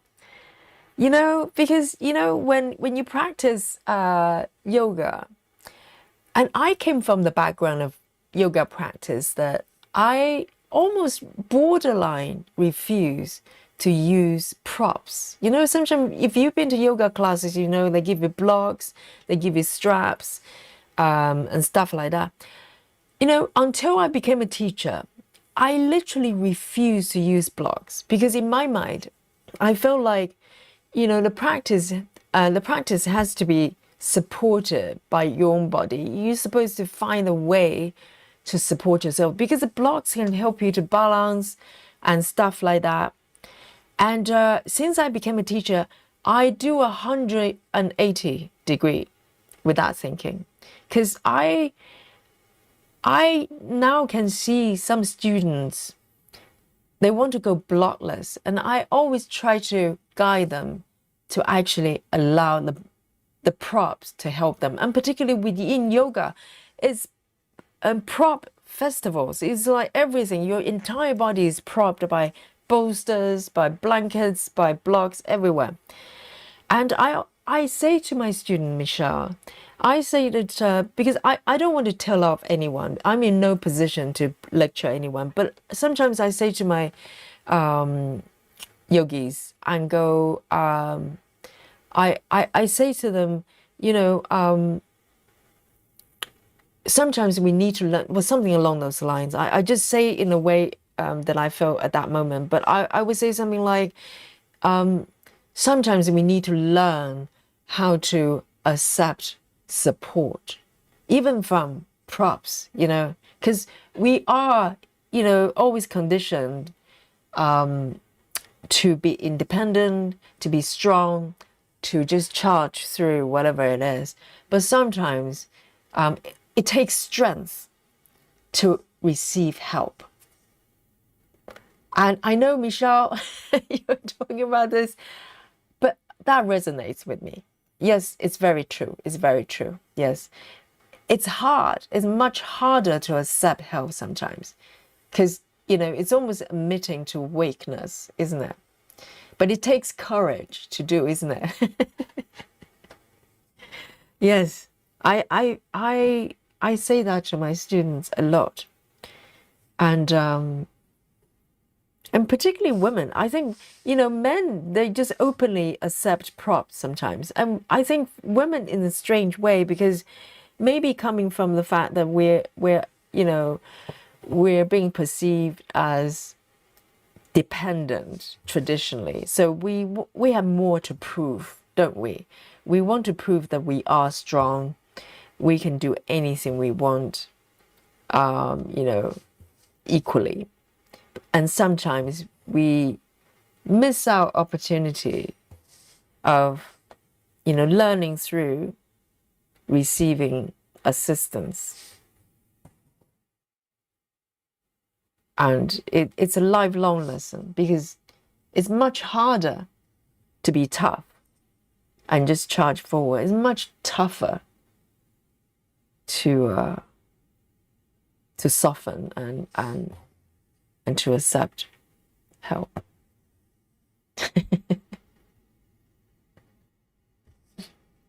Catherine says no one will film that. Do you mean frogging?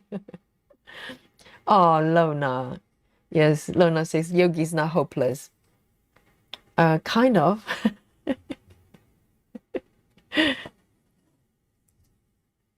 Lola says, Yogi, would you like to borrow my tools? What kind of tools? I can maybe try to get it if you... Oh, no, Lona, you don't have to send it to Yogi. If you can tell me what will work well, maybe I can try to find it. Rose, hello, Rose. And Rose says, hello to all of you. Happy Sunday. Rose, are you stitching today?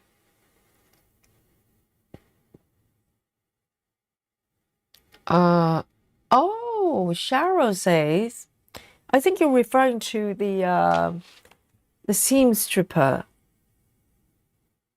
ripper. Cheryl says, remember correctly, the red ball can be removed. The skinnier metal nose. This one. Oh, but I don't have it. I don't have the red ball. For some reason, maybe it fell off. Do you mean... Yes, I do remember. I do remember one of them will have like a red plastic bit or rubber bits. This one has gone off already. I probably dropped it. But this part is not any skinner though. You know what I mean? Like if you look at this, it's actually thicker. And this bit is the pointy part, but even this bit is it's very hard to get into, get under 28 count. Ginny says, Yogi, I love you, but nope, I will not do it. I will not do it for you. I get very grumpy when frogging. That's why I don't do it. I get it. I'll be so shocked on the floor and checking your temperature, Janine, if you offer that to me. Janine was the one just, telling Yogi to throw in the fire pit. Yes. I'm glad you didn't, because otherwise I have to check your temperature. I'll be very worried. It's hilarious. Renee says, I'll come and do the frogging for you, Yogi. Maybe we can form a business, guys. All the froggers, they have the expertise, they have the temperament, they have the patience. Maybe we can form like a frogging team and offer that as a business. And what? Oh, Renee. Okay, Renee says, Yogi, if you pay a round trip ticket for me to London, I can offer you to sleep on my sofa, okay? Or maybe you can sleep between me and Mr. Yogi. How's that, Renee? If that sounds like sounds lovely to you. Yes, I don't know about a round trip, but I can offer you a nice bed. The gap between me and Mr. Yogi. That sounds great, isn't it? Busy Mom says, Yogi, remember, you have to enjoy your stitching. So if restarting is not something you want to do, then I just give up on the project. Well, to be honest, no. Oh, hang on. I just saw this um message from Lona with three exclamation marks. I do pay attention if you put a, exclamation mark. She says, I have a pair of these special scissors. Yes, Lona, can you post it on Facebook group? And I'll have a look.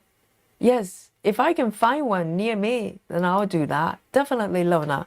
And I just come back to a busy mom. I don't know how far I'm behind. Sorry about that. Busy mom says, yes, I don't think I will ever give up on this project because I love it so much. So it's a matter of finding. I do entertain the idea of restarting. So it's not off my menu. The only question I ask myself is, what if I mess it up again? Do I then restart again? You know what I mean? So restarting is definitely on my menu. I do consider it.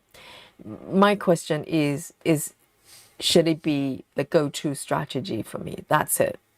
That's the only question. If I can find a good answer for it, like this is really a one-off or whatever, the situation is just too difficult. But I love this piece. I want to keep it going, definitely. It's beautiful. Nido is going for the natty solution. Okay, Nido says, get yourself a bottle of vodka. Go for it. Well, I think I'm gonna end up with instead of 28 counts, it's gonna turn into 14 counts because I'm gonna poke so many holes.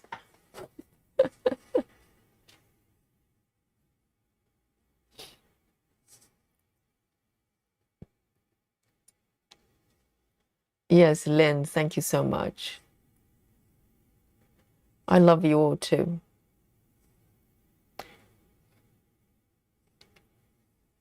I'm probably talking to you guys more frequently than my family members. To be honest, we chat more, we probably share, we talk about everything under the sun. And maybe I just need to call my my brothers more frequently.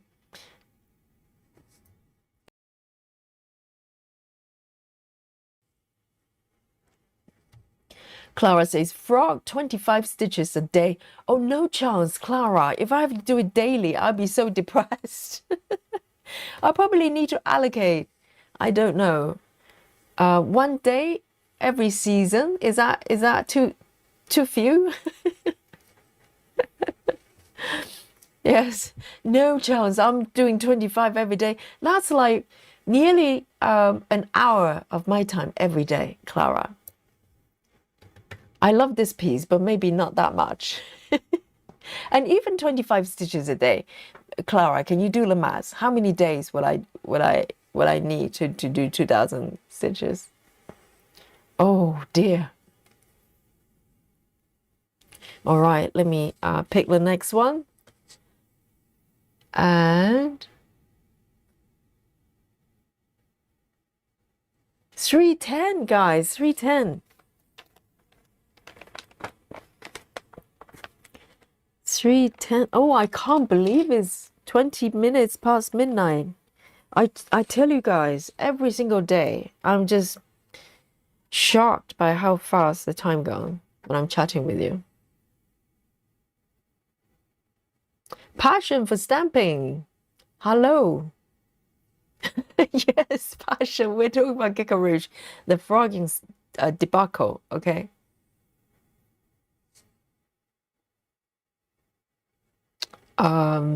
Passion says we need an electronic frogger. I'm surprised we haven't got one already. Seriously.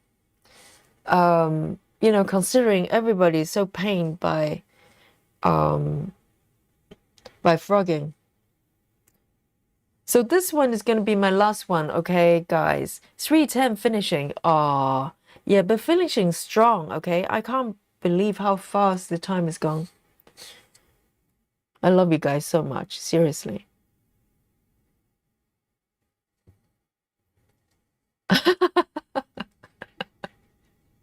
Lynn, stop mentioning Komari in front of Yogi, okay? Lynn is so unruly.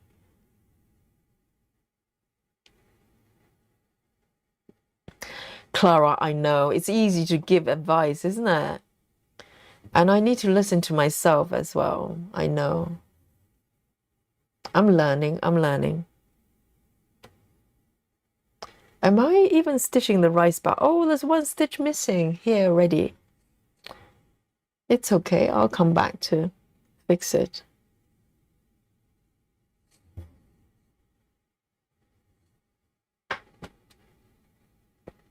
Sola says props can help you to get to the point where you don't need them anymore and do it safely, kind of like training wheels when learning to ride a bike. It's a little bit like that. Yes, yes. You know, I would even experience, you know, yogis that've done yoga for a long time. I still recommend because the first thing, you know, before I start the classes, I grab 2 blocks. I didn't leave it as an option. I go, everybody grab 2 blocks. You can choose not to use them because if you have your blocks on your side, when you come to a position that look like you need support, I can grab the blocks and, you know, do it for you. But if you don't even have them around, like I did, you know, I was a bad example. I was being, you know, all brave about it. I was like, hey, you know, I'm going to support myself. I'm going to go propless. And you know what? The changes really happen. I think as a teacher, when I became a teacher, my mind started to shift. But you know, it was when I received the training for in yoga. Because in yoga, if you've been to in yoga, it's literally just props everywhere. You can do it without props sometimes. You know, if the studio is not equipped with it. That happens before. But otherwise, you're literally being surrounded by all sorts of props. And that's part of the learning. That's part of the learning to be passive and to be helped. Oh, it's difficult for a lot of people. I had a lot of resistance as well. But I remember when I finished the training, that's what I said to my teacher that trained me. I just said, you know, the biggest lesson I learned is to receive help, even by objects. And I need to continue to remember that, you know. Thank you, Michelle. And let me just see if I can catch up on the chat. I'm very behind. I'm so sorry. And I'm going to do the final few stitches, okay?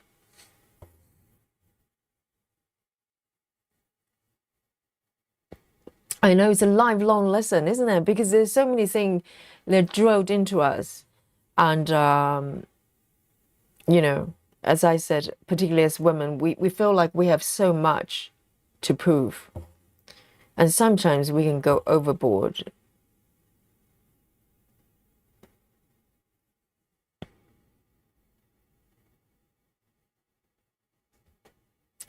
And Sharon says, definitely don't rip out all the pencils. Those can be fudged.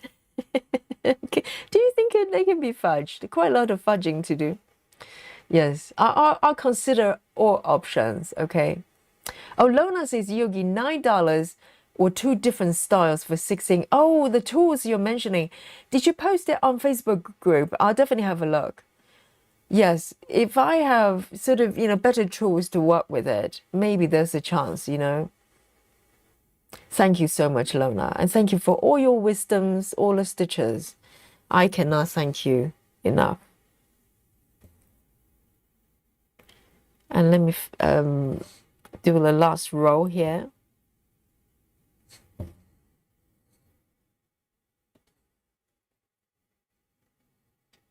Sola says, what yoga mat would you recommend, Yogi? I need one that will roll up, but not too thin, maybe about 2 to 3 centimeters thick.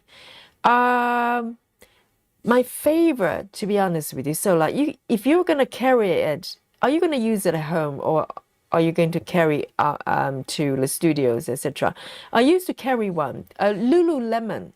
is the one I would recommend. Lululemon, they make the best mat. There are a couple of other mats, to be fair, but the ones I have used myself, I went Lululemon all the way, and they have different thickness. And the great thing about Lululemon is the grip, because a lot of mats, they lose the grip very quickly. But with Lululemon, you can use them one way or the other. One is got texture, the other one is completely smooth.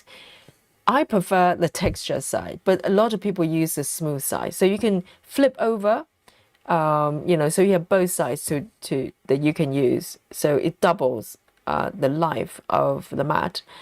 And also the thicker ones, I prefer I think it's 4 millimeters. I'm trying to remember, because nowadays I just use the mats at the studios most of the time. But at home, I still have Lululemon. The regular ones I like, I think it's 4 millimeters or 5. No, 4. And it's up for your preference. I think if it's too thick, it becomes foamy. It's less stable, okay?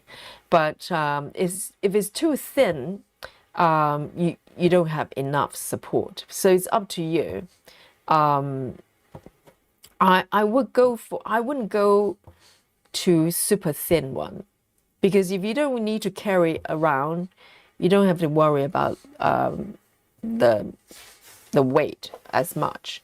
But I'll recommend a look up to Lululemon. They're not the cheapest mat in the world, but they will last, and they're very good quality. Thank you, Lona. I'll definitely look into. So it's called C-named